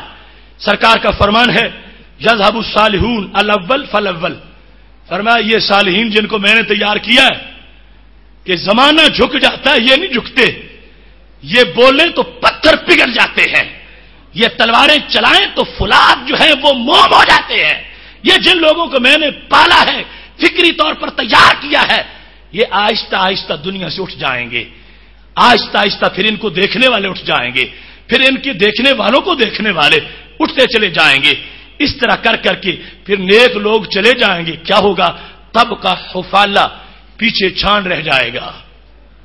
کحفالۃ الشعیر اب تمر، جس طرح جو کا چھان ہوتا ہے یا کھجوروں کا چھان یعنی ردی کھجوریں ہوتی ہے، اس انداز میں لا یبالہم اللہ بالا، اللہ ان کا کوئی لحاظ ہی نہیں کرے گا۔ کیوں؟ ایک وقت وہ ہے جو نبی علیہ السلام نے خود فرمایا ہے، جب فوجیں آمنے سامنے ہوں گی تو اعلان ہوگا حل فیکم من صاحب رسول اللہ صلی اللہ علیہ وسلم، کیا پوری فوج میں کوئی ایسا ہے کہ جس نے نبی علیہ السلام کو دیکھا ہو؟ کہا جائے گا یقال نعم، ایک بندہ ایسا ہے، فیفتح لہم، اس ایک کی برکت سے سب کو فتح مل جائے گی۔ پتہ چلا اس ایک کا اللہ نے لحاظ رکھا ہوا ہے، اوروں کا وہ لحاظ نہیں جو اس ایک کا ہے۔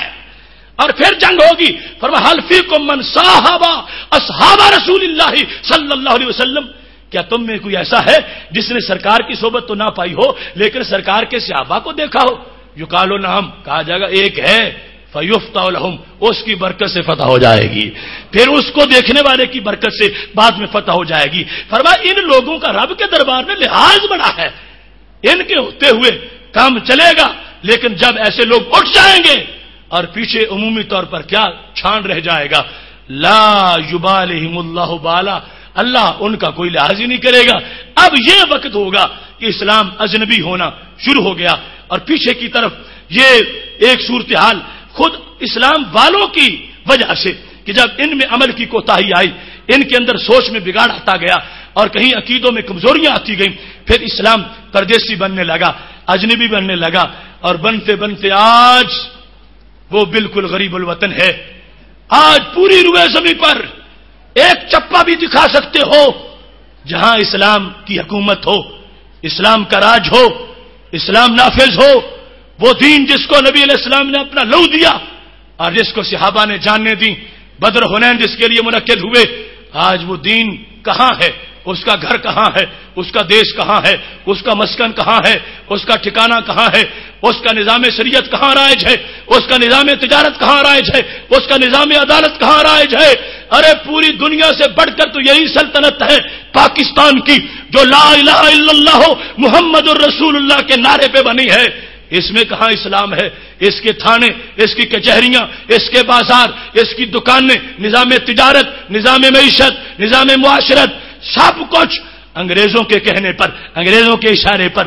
تو اسلام تو اس طرح نہیں آیا تھا کہ صرف وہ زباں کا کلمہ رہے اور باقی کام شیطانوں والے ہوں، نہیں نہیں، وہ تو گھر چاہتا ہے، دل چاہتا ہے، دماغ چاہتا ہے، بدن چاہتا ہے، راج چاہتا ہے، زمین پر، مسجد کے اندر، مسجد کے باہر۔ لہذا آج ہم اسلام کی کوئی جگہ دکھانے سے جب قاصر ہیں تو اس سے بڑی ندامت کیا ہوگی؟ اتنے مسلمان OIC 57 اسلامک کنٹریز، مگر ایک بھی اسلامی ماڈل سلطنت نہیں ہے، ایک بھی نہیں ہے۔ اگر کوئی سعودی حکومت کو سمجھتا ہے تو اس کی غلط فہمی ہے، جتنا وہاں شریعت پہ حملے ہو رہے ہیں اور شریعت کا قتل عام ہو رہا ہے، شاید کسی اور حکومت میں نہ ہو، جہاں پر شہزادوں کو چھوڑ دیا جاتا ہے اور شہزادوں کی عتاب میں آئی ہوئی اونٹنیوں کو ذبح کر دیا جاتا ہے اور مار دیا جاتا ہے، وہ جہاں اپنے ان کے جو ہیں بنگلے وہ کعبہ سے اونچے جا رہے ہیں اور قبروں پر انہوں نے بلڈوزر چڑھائے ہوئے ہیں، وہاں کی شریعت اور کی اپنی خود ساختہ شریعت ہے۔ اس وقت روئے زمین پر اسلام منتظر ہے، کون مجھے دیش دے گا، کون مجھے گھر دے گا؟ یہ صورتحال آج اس غریب الوطن اسلام کا یہ انداز کہ یہ غریب ہے، اجنبی ہے، پردیسی ہے۔ اگر تمہیں اس پر یقین نہیں تو پھر مجھے یہ بتاؤ، آج کیا پیرس میں مساجد پر یہ نہیں لکھا گیا اسلام گو ہوم، اسلام گھر جائے، اسلام یا نہ رہے؟ پیرس میں مساجد پر اگر وہاں خنزیر کے سر پھینکے گئے ہیں اور انڈیا میں مسجدوں کے سامنے اگر خنزیروں کے سر رکھے جا رہے ہیں اور یہ چیکنگ پیرس میں ہو رہی ہے، اسلام گو ہوم، تو پتہ چلا اسلام نبی ہے، اسلام پردیسی ہے۔ اگر آج تم یہ دیکھتے ہو کہ وہاں پر امریکہ میں کعبۃ اللہ کے ماڈل کا شراب خانہ تیار کر دیا گیا ہے اور ہماری مقدس جگہ کو انہوں نے شراب خانہ کے ساتھ شراب خانہ اسی ماڈل کا بنا کر جب لوگوں کو یہ دعوت دی ہے کہ ہم اب پوری طرح اسلام کے خلاف ہیں، برداشت نہیں کر سکتے، اسلام ہمیں پسند نہیں، اور اس طرح بھی کہ یہ اپنے گھروں میں بھی ہمیں یہ پسند نہیں ہے، یہ اجنبیت نہیں، اسلام کی پردیسی ہونا نہیں، تو اور کیا ہے؟ آج اس وقت ہمارے محبوب علیہ السلام کے گستاخانہ خاکے بنے، اور اس کے بعد صرف بنے ہی نہیں، ان کو بار بار پرنٹ کیا گیا، ان کو نصابوں میں شامل کیا گیا، ان کو فٹ بال اور مختلف چیزوں کے اوپر بنایا گیا، اور بار بار ان کی فلمیں چلائی گئی۔ یہ غریب الوطنی نہیں اسلام کی، تو اور کیا ہے؟ آج پوپ بھونکتا ہوا جب اسلام پر ہرزہ سرائی کرتا ہے تو یہ اسلام کی اجنبیت اور پردیسی کا عالم نہیں ہے، تو اور کیا ہے؟ آج اس وقت $6 لاکھ انڈیا کی حکومت افغانستان میں میوزک کے لیے فنڈ دیتی ہے، یہ اجنبیت نہیں اسلام کی، تو اور کیا ہے؟ آج اس پاکستان میں نعرہ اسلام پر بننے والے ملک کی پنجاب یونیورسٹی میں اگر میوزک کی کلاسیں شروع ہو جاتی ہیں، یہ پردیسی نہیں دین کی، تو اور کیا ہے؟ اگر آج پاکستان کی یونیورسٹیاں امریکہ کی اڈے نہیں بن گئی، یہ پردیسی نہیں، تو اور کیا ہے؟ یہ دین جس کے بچے کو غیر مسلم کے ساتھ بیٹھنا حرام کیا گیا تھا، آج ان کو لیکچر ان عیسائیوں کے دلوائے جا رہے ہیں، اور امریکی پروفیسر بلوا کر مسلمانوں کے عقیدے جو ہیں ان کو پاس کیا جا رہا ہے۔ یہ غریب الوطن اسلام نہیں ہے، تو اور کیا ہے؟ آج حدود اللہ کا مذاق اڑایا جا رہا ہے، حدود اللہ کو مشق ستم بنا دیا گیا ہے، جن کو 2 اور 4 کا نظریہ آتا تھا، گنتی کے 200 لفظ آتے تھے، وہ حدود پہ رائے سنی کر رہے ہیں، اور اللہ کے نظام میں جس میں قیاس کا دخل ہی نہیں تھا اس نظام کو معاذ اللہ اپنی عقل کے مطابق موڑ دینا چاہتے ہیں۔ یہ اجنبیت نہیں، یہ پردیسی نہیں، یہ اسلام کا غریب الوطن ہونا نہیں ہے، تو اور کیا ہے؟ آج اس روئے زمین پر، اس پاکستان پر جس نے ماؤں کی غیرت پر پہرا دینے کے لیے یہ ملک حاصل کیا تھا، یہ معمولی سی قربانی نہیں تھی، 20 لاکھ جانیں دے کر ہم نے پاکستان لیا تھا، 20 لاکھ جانیں دے کر 2 کروڑ لوگوں نے گھر چھوڑا، 90,000 عورتوں کی عزتیں لٹ گئی، پھر یہ وطن بنا، تو کیا میراتھن ریس کے لیے بنایا تھا؟ کیا اس کو ہم نے اور یعنی اور فحاشی کے لیے بنایا تھا؟ کیا اس ملک کو ہم نے ناجائز دھندوں کے لیے بنایا تھا؟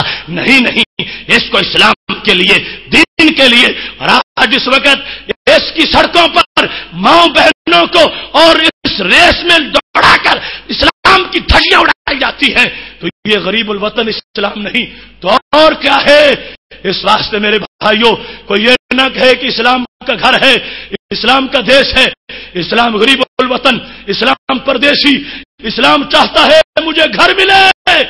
آج جو اسلام کو دل دے گا کل رب اس کو جنت عطا فرمائے گا۔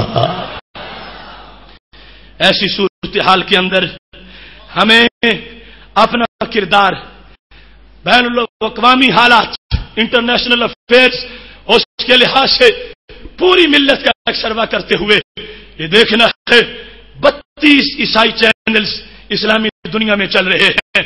آج ورلڈ ہیلپ نامی تنظیم عراق کے نقشے چھاپ کے لگی پھر رہی ہے، امریکہ میں فنڈ اکٹھا ہو رہا ہے کہ عراق کے اندر ہمیں 10 لاکھ انجیل کی ضرورت ہے۔ اسلام کے لیے وہ یہ تحفے پیش کر رہے ہیں، عیسائی ہمارے بندوں کو خراب کرنے کے لیے فنڈ اکٹھا کر رہے ہیں۔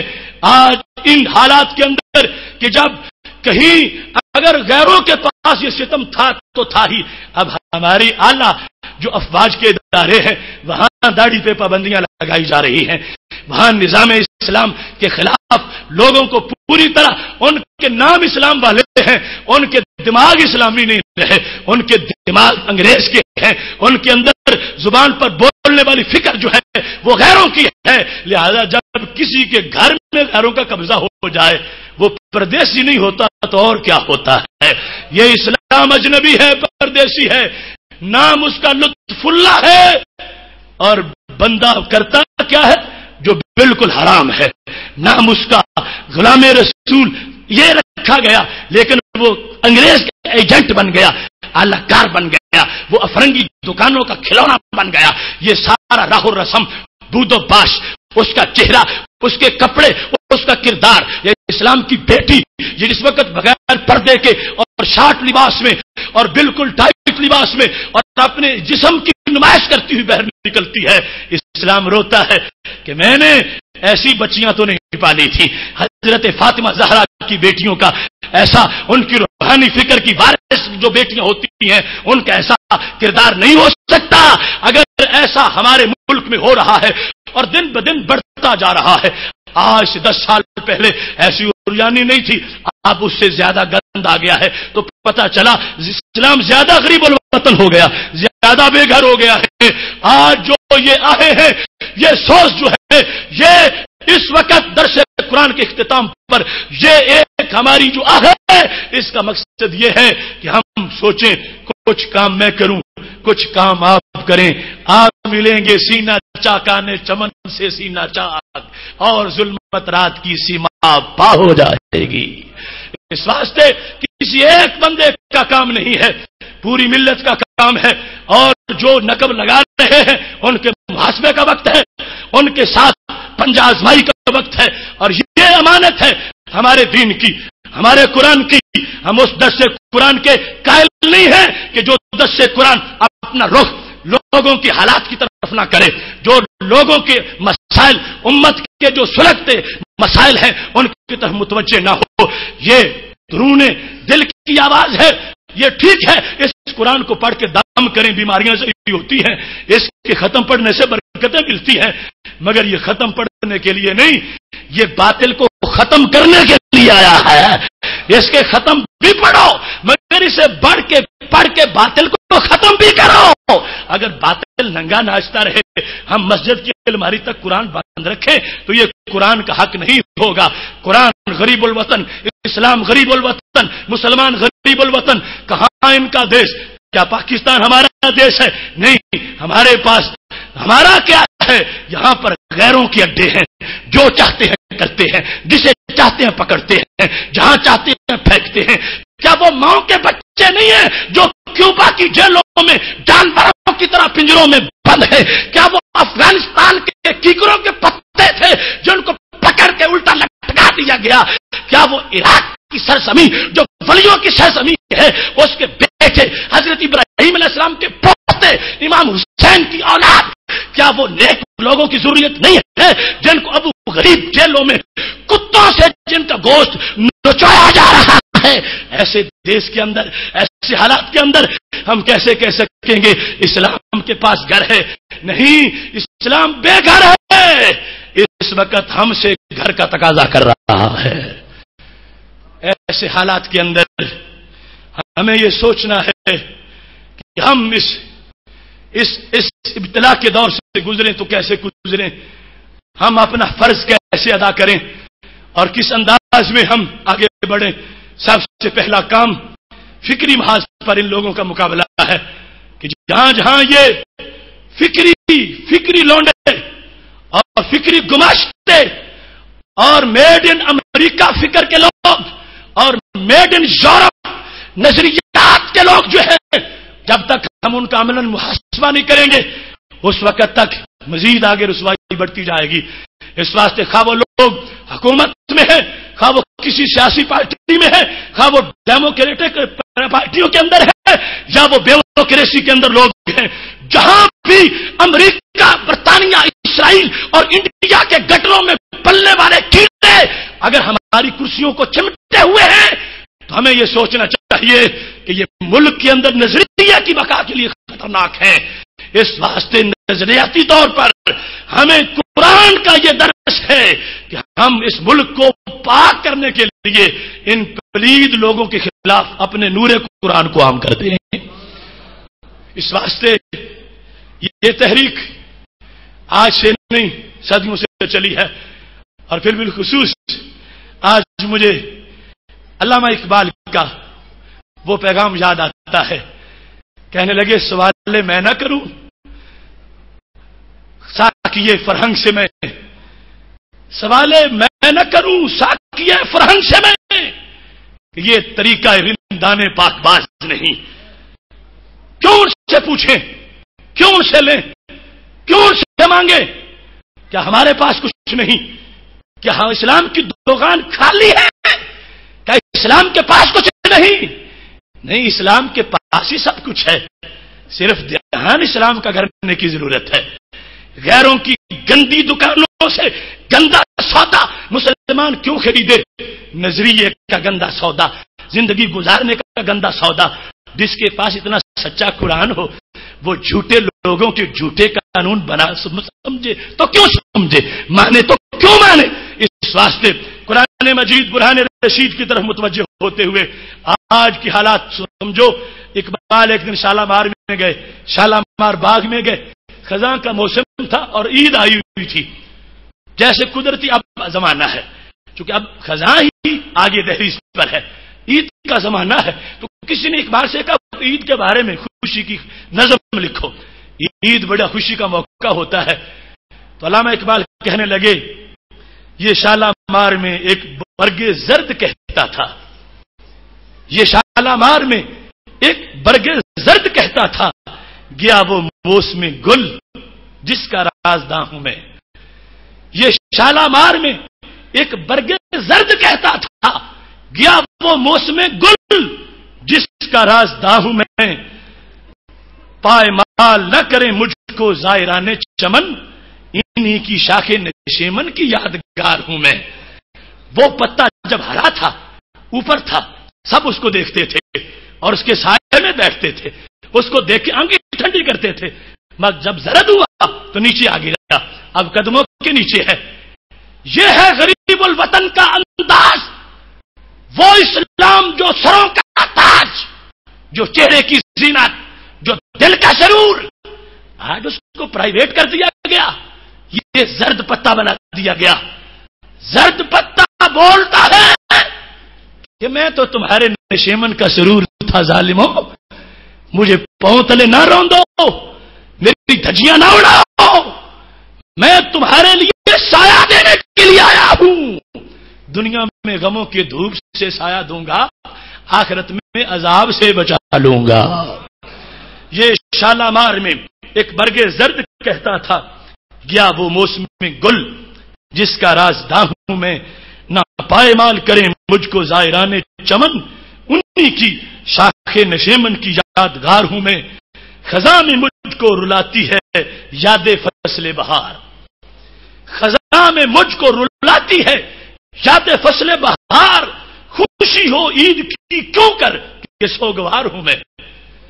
خزاں میں رلاتی ہے مجھ کو یاد فصل بہار، خزاں ہے آج اسلام پر اور بہار ہے وہ مدینہ شریف کی۔ جب سوسائٹی میں چلنے والے کسی کو ابو بکر صدیق کہا جاتا تھا، کسی کو عمر فاروق کہا جاتا تھا، اب خزاں ہے، ایسا چہرہ نظر نہیں آتا، ایسے لوگ نظر نہیں آتے کہ جو رستے پہ چلیں تو فرشتوں نے لائنیں بنائی مسافہ کرنے کے لیے۔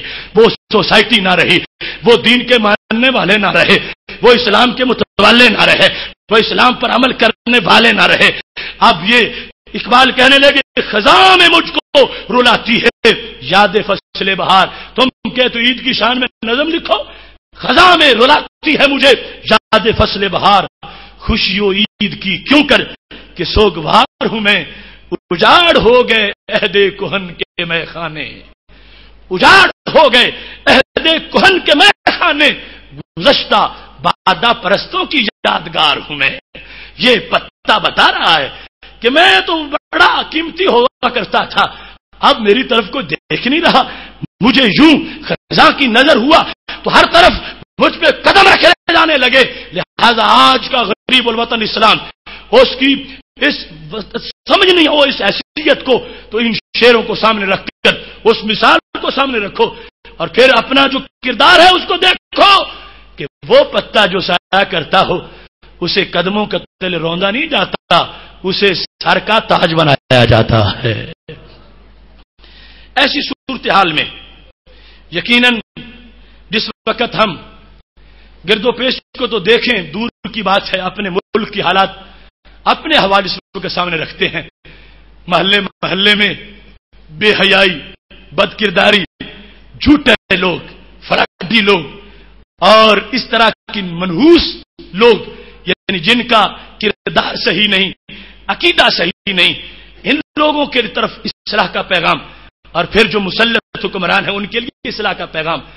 آخر پورے ملک اور حکومت کا بھی ایک اثر ہوتا ہے بندوں پر. چھت پہ جو کچھ ہوتا ہے نیچے وہی گرتا ہے، پر نالے سے اور نہیں آتا، چھت والا ہی نیچے آتا ہے. اگر کسی ملک کا وزیر صحت کنجریوں کے ساتھ ڈانس کر کے کہے یہ ہماری صحت مند سرگرمی ہے، تو اس ملک کے بیٹے ڈانس نہیں کریں گے تو کیا کریں گے؟ اور اگر کسی ملک کا پریزیڈنٹ پولو کیمپ میں ناچ رہا ہو تو اس ملک کے بچوں سے کیا امید ہو سکے گی کہ یہ اپنے آپ کو بچا سکتے ہیں؟ اس واسطے برباد گلستان کرنے کو بس ایک ہی الو کافی ہے. ہر شاخ پہ الو بیٹھا ہو، انجام گلستان کیا ہوگا؟ ہر طرف مسائل ہیں، ہر طرف دھند لگے ہیں، ہر طرف اندھیرے ہیں، مگر حق پرستوں کے لیے یہ ضروری ہے اذان پڑھیں.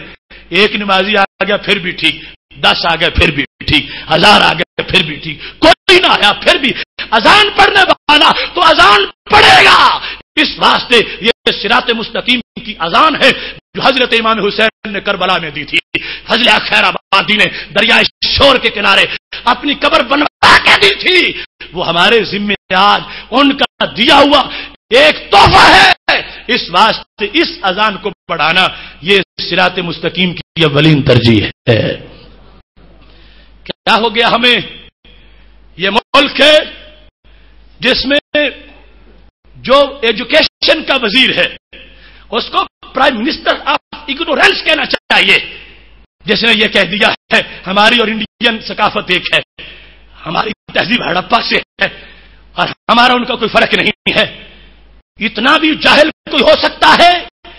ہمارا اور انڈیا کا کوئی فرق نہیں تو وہ آمنہ عائشہ جو بارڈر سے پار امرتسر میں ہندوؤں کے بچے جنم دے رہی ہے، ان سے پوچھو ان کا قصور کیا تھا؟ جب پاکستان بنا 90,000 عورتوں کو اغوا کر لیا گیا اور 90,000 اسلام کی بیٹیاں ہندوؤں کے بچے جنم دینے پر مجبور ہیں. وہ ہم سے پوچھتی ہیں ظالموں اگر تمہارا کوئی فرق نہیں تھا تو ہمیں کیوں مجبور کر دیا، ہمیں کیوں مروا دیا، ہماری زندگی کیوں خراب کر دی؟ ایسے وحشی جرنیلوں کو اور ایسے وزیروں کو لگام دے کر سمجھاؤ. رام والے اور ہیں، رحیم والے اور ہیں. ہم وہ نہیں جو گندھارا سے ہوں، ہم وہ نہیں جو ہڑپا سے ہوں، ہم وہ نہیں جو منجو دھاڑو سے ہوں. ہمیں ہڑپا کے سلوں سے تہذیب نوچنے کی چوسنے کی ضرورت نہیں ہے. ہمارا قرآن ہماری تہذیب ہے، ہمارا قرآن ہماری کلچر ہے. ہم ہڑپا والے نہیں، ہم مکہ والے ہیں. اس واسطے یہ فکر اس وقت جب ہمارے سامنے آ گئی، اس کے سینے میں چھرا نہیں گھونپیں گے تو کون اٹھے گا؟ اگر اسلام کے بیٹے اسلام کے بارے میں اس طرح کے بکواسات کے سامنے خاموش ہو گئے، اللہ فرماتا ہے تم کافر بن جاؤ گے. اذا سمعتم آیات اللہ یکفر بها ویستہزأ بها فلا تقعدوا معهم حتى يخوضوا في حدیث غیرہ انکم اذا مثلهم. فرمایا جب اسلام کا مذاق اڑایا جائے اور تم بیٹھ کے سنو، اسی طرح کے چوٹی کے کافر بن جاؤ گے. لہذا اسلام کا مذاق اڑایا جائے تو اب بچنے کے لیے بول لو کہ ہم ان ظالموں کے سامنے نہیں، ہم ماہ مدینہ کے سامنے ہیں. کتنا ظلم ہے یہ کلچر اور یہ تہذیب کیا پلیٹ میں رکھ کر دی گئی؟ پوچھو بدر میں بہنے والے خون سے.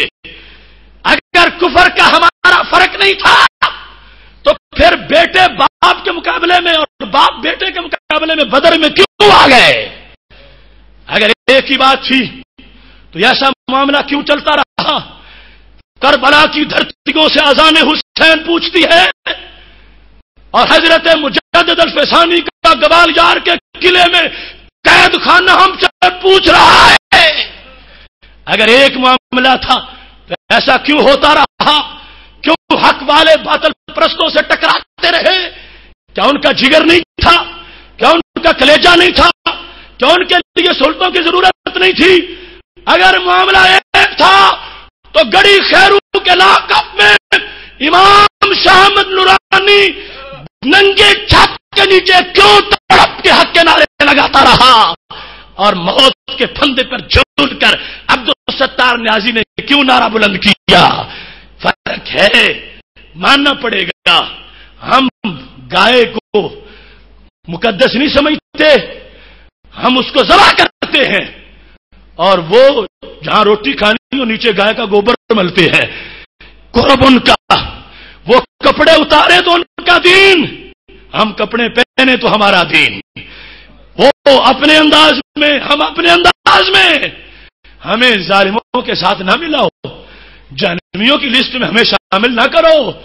ہم ان کے شانہ بشانہ نہیں چل سکتے، ان کا چہرہ سیدھا جہنم کی طرف ہے، ہمارا ڈائریکٹ جنت کی طرف ہے۔ اس واسطے یہ غربت کا ایک تجزیہ آپ کے سامنے کر رہا ہوں۔ اس کے علاوہ میرے پاس ایسے درجنوں شواہد ہیں جس وقت ایک دھرتی کے اندر اس ملت کا ہیرو محمد بن قاسم اگر اس کو کوئی ظالم کہے اور راجہ دہر کو مظلوم کہے تو کیا اس نے اسلام کی بولی بولی ہے یا کفر کی بولی بول رہا ہے؟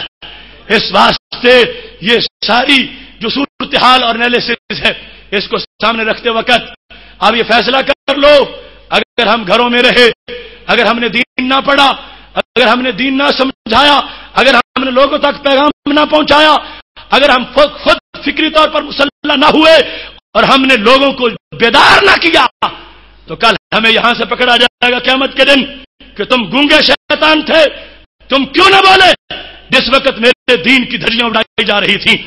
اس وقت اگر کوئی بندہ اللہ کے اس عذاب سے بچنا چاہتا ہے تو بیدار ہو جائے، ہوشیار ہو جائے۔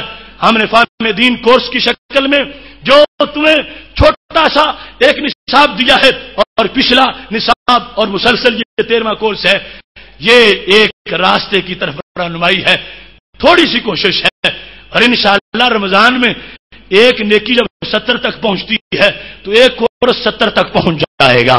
اس کا مضمون، اس کے اندر جو نور ہے، اس کے اندر جو روشنی ہے وہ یقیناً آگے بڑھے گی اور اس کو لے کے چلیں گے۔ درس ہوتا رہتا ہے، درس سے قرآن کے اندر قرآن کی ترجمانی ہونی چاہیے۔ ایک تو وہ ویسے شعبہ ہے کہ جن کے ہاں میں نے کل ذکر کر دیا تھا کہ درس سے قرآن ایک دن شیطان بھی دینے آ گیا تھا اور صحابی رسول کو دینے آ گیا تھا۔ اس واسطے ہر درس قرآن نہیں ہوتا۔ اور دوسرا، درس قرآن میں یہ بھی ضروری ہے اب لوگوں کو ہیضہ ہو چکا ہو اور جو معالج ہے وہ صرف ان کو زکام کی دوائیاں دیتا رہے، لوگ ہیضے میں مر جائیں تو زکام کی دوائی بیچنے کی فائدہ کیا ہے، ضرورت کیا ہے؟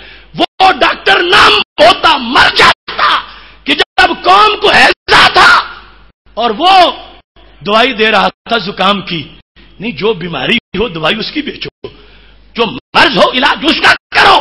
اس واسطے آج کے حالات میں نام نہاد روشن خیالی اور یعنی فحاشی اور یہ بدلتے ہوئے اطوار اور شاعر اسلام کا مذاق جو اڑایا جا رہا ہے، سب سے پہلے ٹیکہ اس کے خلاف لگانے کی ضرورت ہے۔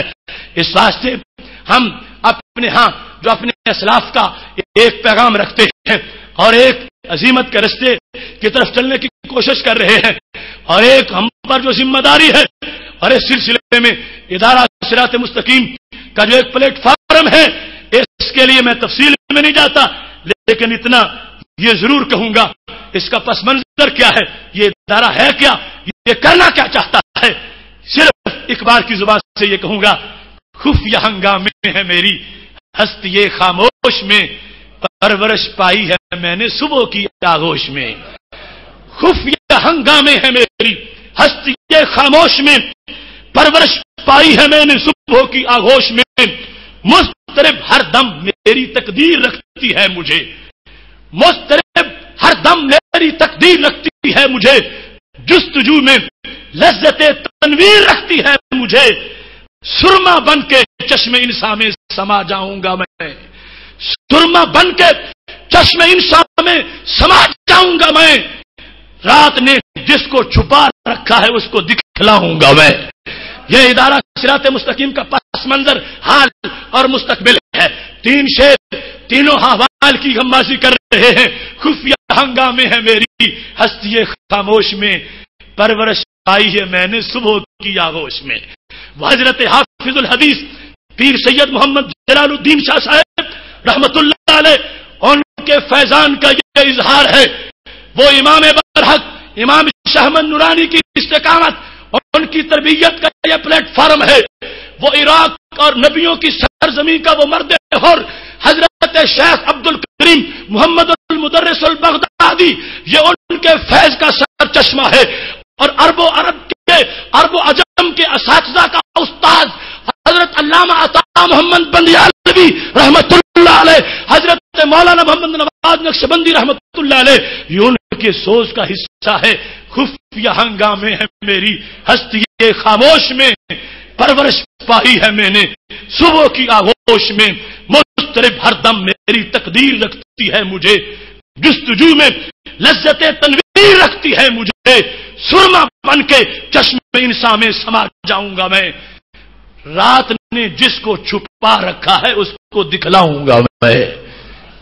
اس انداز میں ہمارا یہ ادارہ اور ہمارا یہ پلیٹ فارم ہم سے اس بات کا تقاضا کر رہا ہے کہ محبوب علیہ السلام نے فرمایا تھا میری مبارکباد ہے ان لوگوں کے لیے جو اصلاح کریں گے، جب سنت کو چھوڑا جا رہا ہوگا وہ سنت کا درس دیں گے، سنت پر لوگوں کو لائیں گے، دین کو زندہ کریں گے۔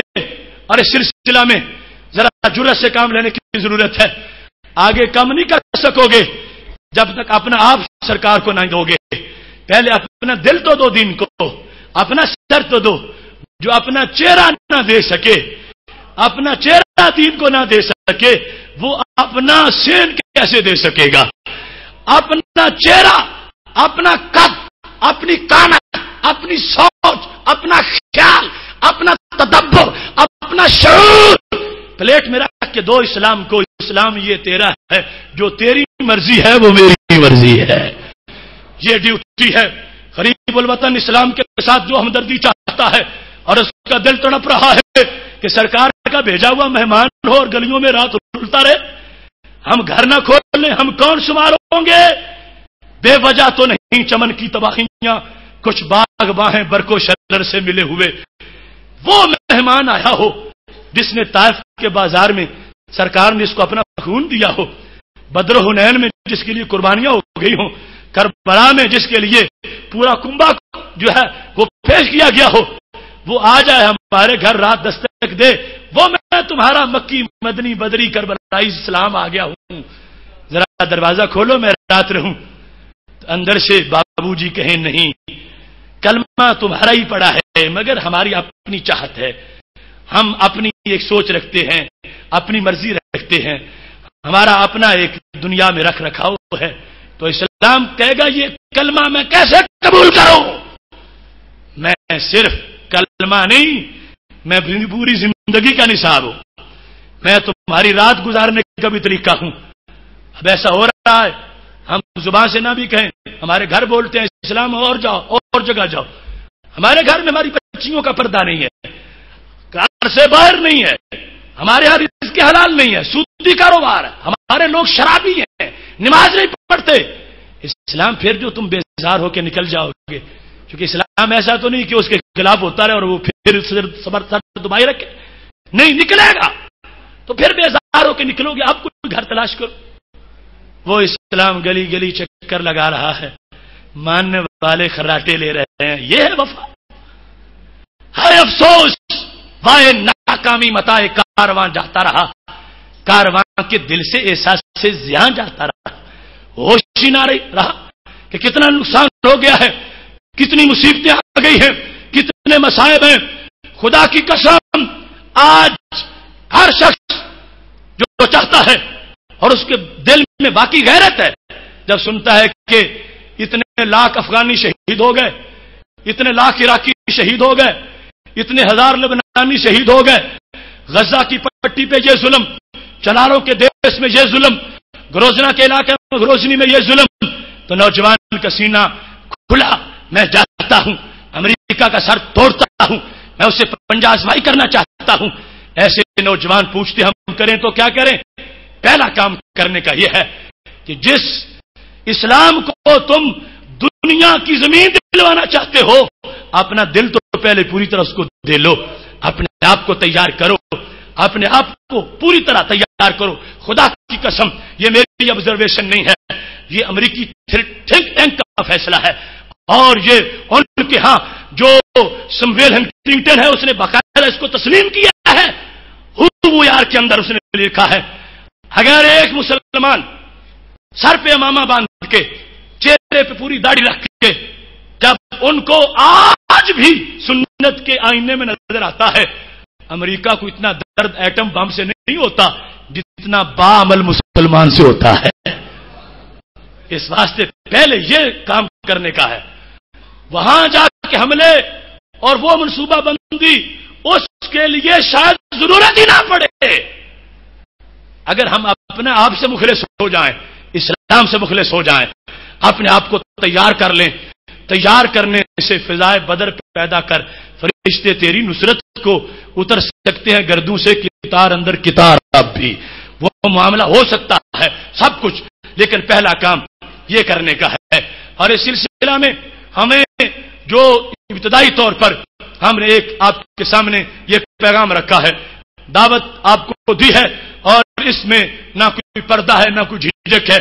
ہم جو کچھ سینے میں رکھتے ہیں وہ زبان پر لاتے ہیں، اور اس میں ہمیں یہ نہ تو کسی سے یہ امید ہے کہ اگر ہم نرم بات کہیں تو کوئی واہ واہ کہے گا، اگر گرم کہیں تو پھر وہ چپ ہو جائیں گے. اثر ہو نہ ہو سن تو لو میری فریاد، نہیں ہے داد کا طالب یہ بندہ آزاد.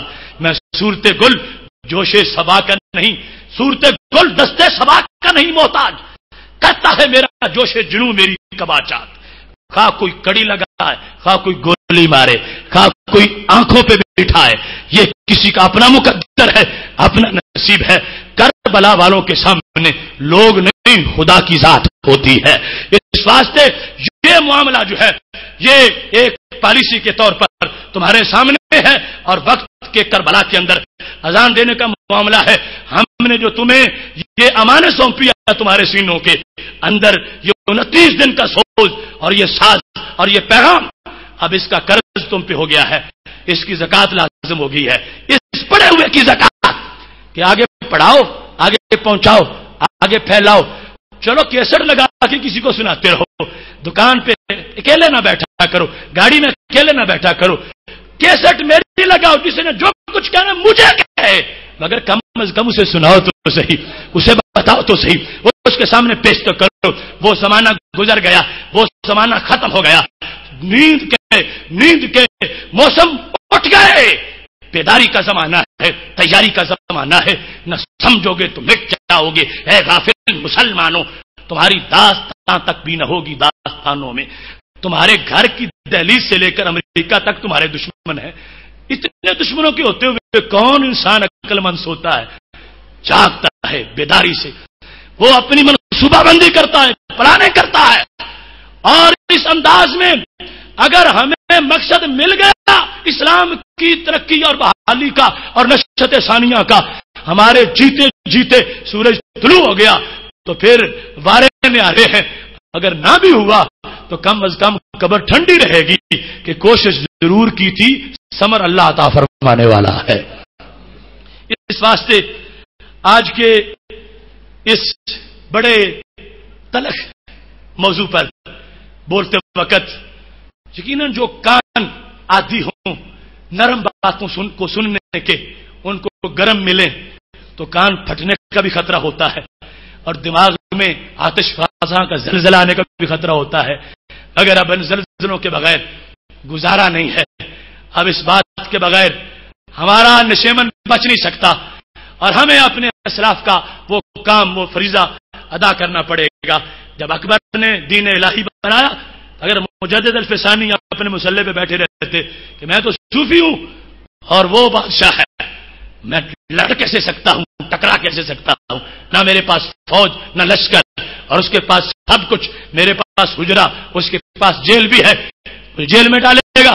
حضرت مجدد الفسانی اگر اس پالیسی پہ ہوتے خاکم بدہن شاید مسجدوں میں سجدہ ہی نہ ہو سکتا.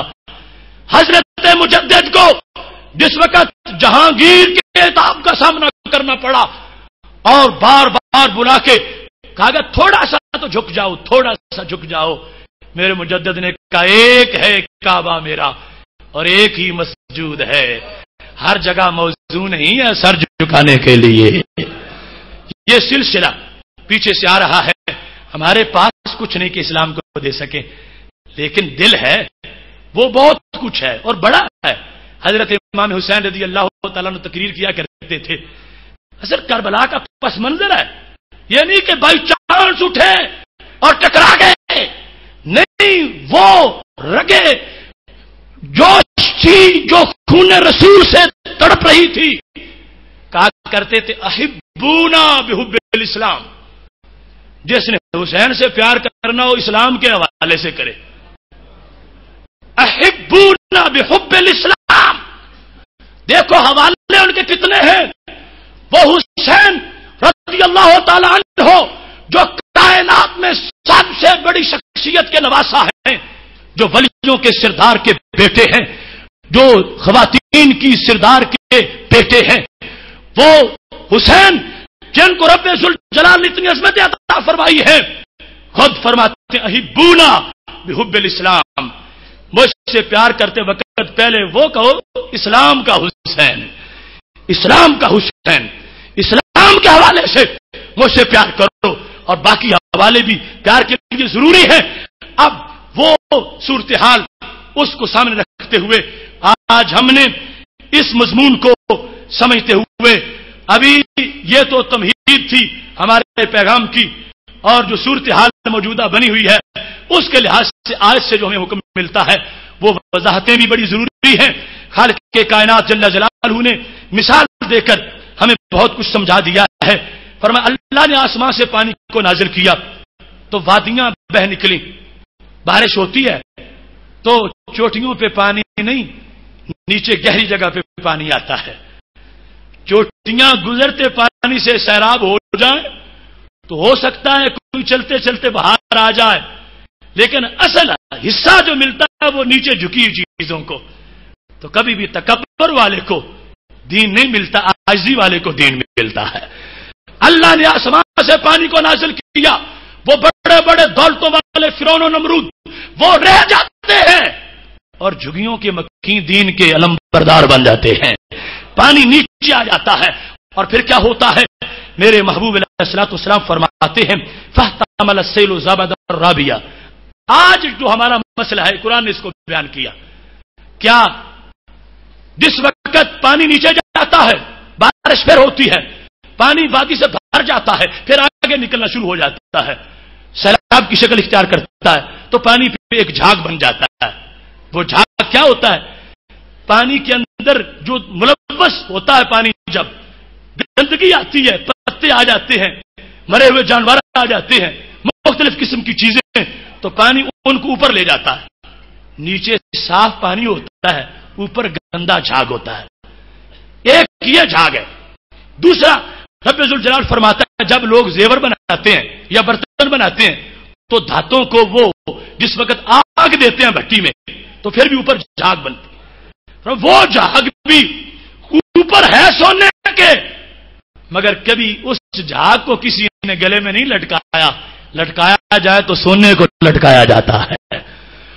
دو جھاگ، ایک سیلاب کے اوپر جھاگ، حکمت قرآن سنو، ایک سیلاب کے اوپر جھاگ اور دوسرا دھات کے اوپر جھاگ. خواہ زیور بنانا تھا پھر بھی اوپر جھاگ آ گیا، خواہ لوہے سے درانتی بنانی تھی، چھری بنانی تھی، پھر بھی اس کو ایک مرحلے سے گزارا گیا اوپر جھاگ. رب ذوالجلال فرماتا یہ دونوں جھاگ مقصود نہیں ہوتے، دونوں کو اتار کے پھینک دیا جاتا ہے اور نیچے جو خاموش پانی ہے اس کو بندہ اتنا محفوظ رکھتا ہے کہ منہ کے ذریعے اپنے اندر لے جاتا ہے.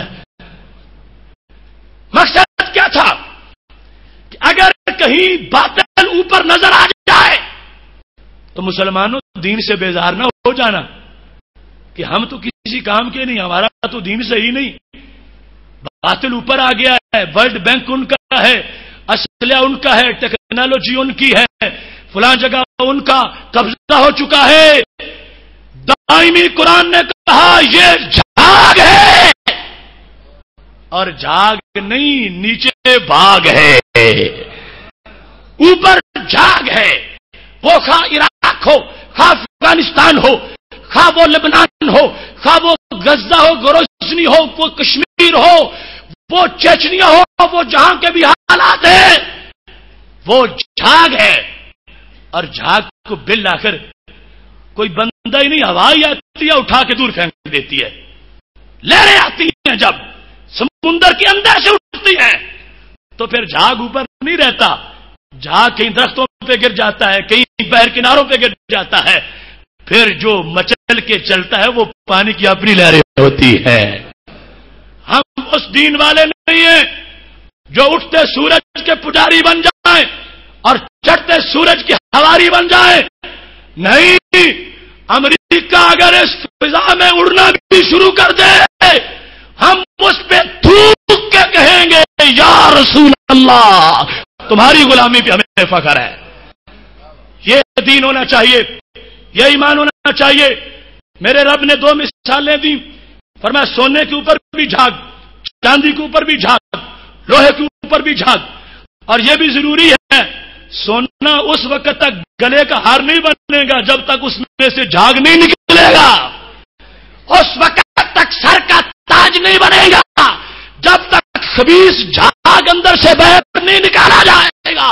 اس وقت تک لوہے کی تلوار نہیں بنے گی جب تک کہ اس کے اندر گندے مادے وہ جھاگ کی شکل میں باہر نہیں نکلیں گے.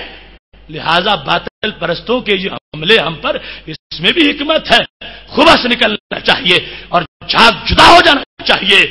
اور جو سچ ہے وہ یقیناً اللہ فرماتا ہے زمین کا وارث وہی بننے والا ہے. حکمت کی باتیں ہیں، مہینوں باس کی مستحق ہیں. دونوں مثالوں کے اندر رب ذوالجلال نے مثالیں دے کر پتہ کیا فرمایا؟ کذالک یضرب اللہ الحق والباطل. فرمایا یہ سونے کی بات سن کے کہیں کسی جیولری کی دکان پہ نہ چلے جانا. سونے کی بات سن کے تو سونے کا خیال کرنا. کذالک یضرب اللہ الحق والباطل. لوگوں تمہیں سونے کی طرف متوجہ کرنے کی ضرورت نہیں، اس لیے مثال نہیں دی. فرمایا ہم تو حق باطل بیان کر رہے ہیں. حق باطل بیان کرنا مقصود ہے. حق کون ہے؟ پانی، سونا، چاندی. باطل کون ہے؟ پانی کے اوپر جھاگ، سونے کے اوپر جھاگ. اللہ فرماتا ہے کبھی بھی وہ جھاگ باقی نہیں رہتا. کوئی جلدی اتارے یا ہوائیں آئیں اور اتار دیں، خشک ہو جائے گا، انشاءاللہ ہو جائے گا. شب گریزاں ہوگی آخر جلوائے خورشید سے، یہ چمن معمور ہوگا نغمہ توحید سے. امریکہ کا وہ بدماش بھیڑیا اور وہ خونخوار امریکہ اپنے واشنگٹن کے پنجرے میں بند ہوگا اور انشاءاللہ اذانوں کی آواز آ رہی ہوگی. اس واسطے ہمیں ایسے دین کی ضرورت نہیں ہے جو جھک جانے والا ہو اور مشکل آنے پر سر دبا دینے والا ہو. نہیں، ہمارا قرآن بول رہا ہے، ہمارے ساتھ ہے. جھاگ اوپر ہی ہوتا ہے مگر جھاگ اوپر سمجھا نہیں جاتا. آ گیا اوپر جھاگ تو کوئی بات نہیں، بھاگ جائے گا، ہٹ جائے گا. نیچے پانی ہے اور پانی جو رکھا جائے گا تو کیسے محفوظ کر کے زمین بھی پلائے گا، دل بھی پلائے گا، پیارا بڑا ہوگا اور سونا سر پہ ہوگا، گلے میں ہوگا. اس واسطے فرمایا یہ حق ہے، یہ ہر بندے کی ضرورت ہے. اور انشاءاللہ اور یہ بھی دے دیا گیا کہ جتنا بھی برا عمل ہے وہ یہ ہے جس طرح جھاگ ہوتا ہے اور نیکی جو ہے وہ ہے سونا نیچے اور پانی نیچے. لہذا دنیا میں سینموں میں جھاگ ہے، دنیا میں شراب میں جھاگ ہے، دنیا میں جوے اور حرام کاریوں میں جھاگ ہے، دنیا کی اریانی فحاشی ایک جھاگ ہے، دنیا کی یہ رونقیں جھاگ ہیں، دنیا کے یہ نشے جھاگ ہیں. اور حقیقت میں تلاوت قرآن ہے، حقیقت میں نماز ہے، حقیقت میں روزہ ہے، حقیقت میں حج ہے، حقیقت میں زکات ہے. اللہ فرماتا ہے یہ سن لو میری مثال. فرمایا اما الزبد فیذهب جفا. فرمایا وہ جھاگ جو ہے وہ اچانک اٹھ جائے گا. واما ما ينفع الناس فيمكث في الارض. فرمایا جو لوگوں کو چیز فائدہ دیتی ہے اسے ہی باقی رکھوں گا زمین میں. اس واسطے ہمیں جب رب نے حوصلہ دیا، پکی بات کی، تو وہ مومن کیسے ہوگا جو ان باتوں پہ یقین نہیں رکھے؟ ہمارے سامنے جو بھی باطل جس طرح بھی آ جائے، ہمیں قرآن کہہ رہا ہے یہ جھاگ ہے، ہم جھاگ سمجھیں گے اور جھاگ ثابت ہوگا انشاءاللہ۔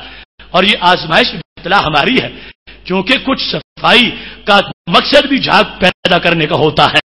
اس واسطے پورے حوصلے سے، پورے اطمینان سے، کسی کو 1% بھی شک نہ ہو، اپنے ایمان پر تنقید نہ کرے، اپنے اسلام پر مشق ستم بنا کر باتیں نہ کرے، دکانوں اور تھڑوں پہ بیٹھ کر اسلامی تعلیمات کو کوئی ہیچ نہ بتائے۔ میں مطمئن ہوں، اگرچہ خراب ہے ماحول، خزاں کے بعد کا موسم بہار ہوتا ہے، انشاءاللہ وہ بہار آنے والی ہے۔ اور اس سلسلے میں ہمارا اپنا جو کردار ہونا چاہیے وہ میں اختصار سے آپ کے سامنے رکھ رہا ہوں، اور تڑپ یقیناً مجھے پتا ہے ہر قلب صادق یہی رکھتا ہے۔ یہ کوئی میرے دل میں علیحدہ نہیں، ہر دل میں ہے، اور کہیں ہو سکتا ہے مجھ سے کہیں زیادہ آگے ہو۔ یہ رب کی دی ہوئی تقسیم ہے، کی ہوئی تقسیم ہے۔ ہو سکتا ہے جس کو کوئی سب سے اچھا سمجھے وہ سب سے نچلا ہو، اور جس کو کوئی بھی نہ دیکھ رہا ہو اس کے دل میں سب سے زیادہ بہار ہو۔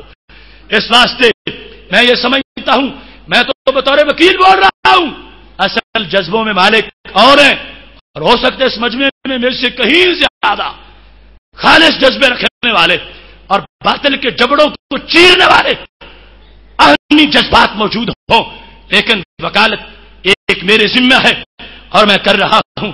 اور میں یہ کہوں گا، اگر بدن ہمارے کچھ نہ کریں اتنا تو ہو ہی جائے گا۔ گر بدن ہمارے کچھ نہ کریں، گر بدن ہمارے کچھ نہ کریں اتنا تو ہو ہی جائے گا کہ اپنی بوٹی بوٹی سے ایک کمرہ تو بن جائے گا۔ اسلام پردیسی ہے، اسلام کے پاس گھر نہیں ہے۔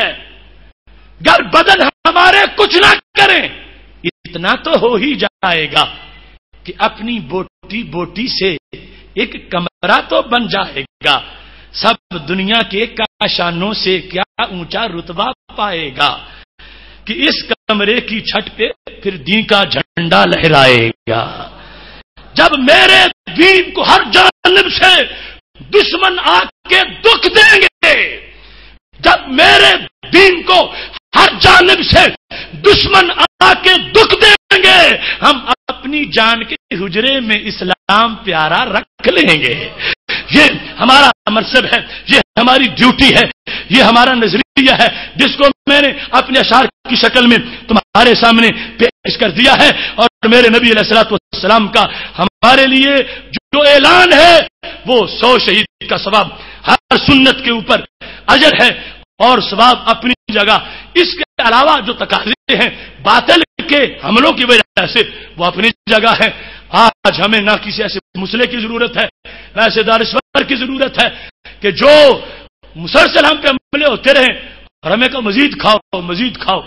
کسی آنے والے طوفان کا ڈراوا دے کر نہ خدا نے ہمیں ساحل پہ ڈبونا چاہا کہ آگے جاؤ گے مر جاؤ گے، بھوکے ہو جاؤ گے، حملہ ہو جائے گا، پاکستان مٹ جائے گا، یہ ہو جائے گا، ان دلانا فائر آ گئے ہو۔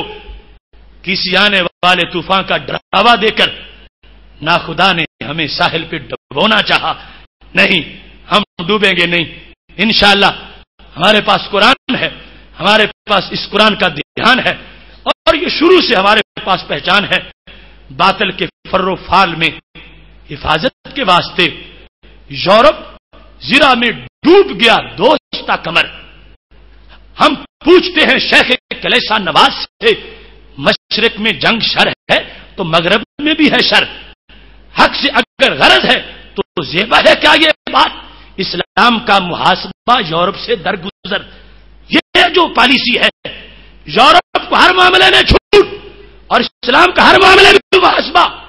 ہم اسلام سے یہ ظلم نہیں ہونے دیں گے کہ ہر وقت کٹہرے میں، ہر وقت اس پہ پابندیاں، ہر وقت اس کو تانے کہ تو روشن خیال بن جا۔ ہم سے بڑا روشن خیال کون ہو سکتا ہے؟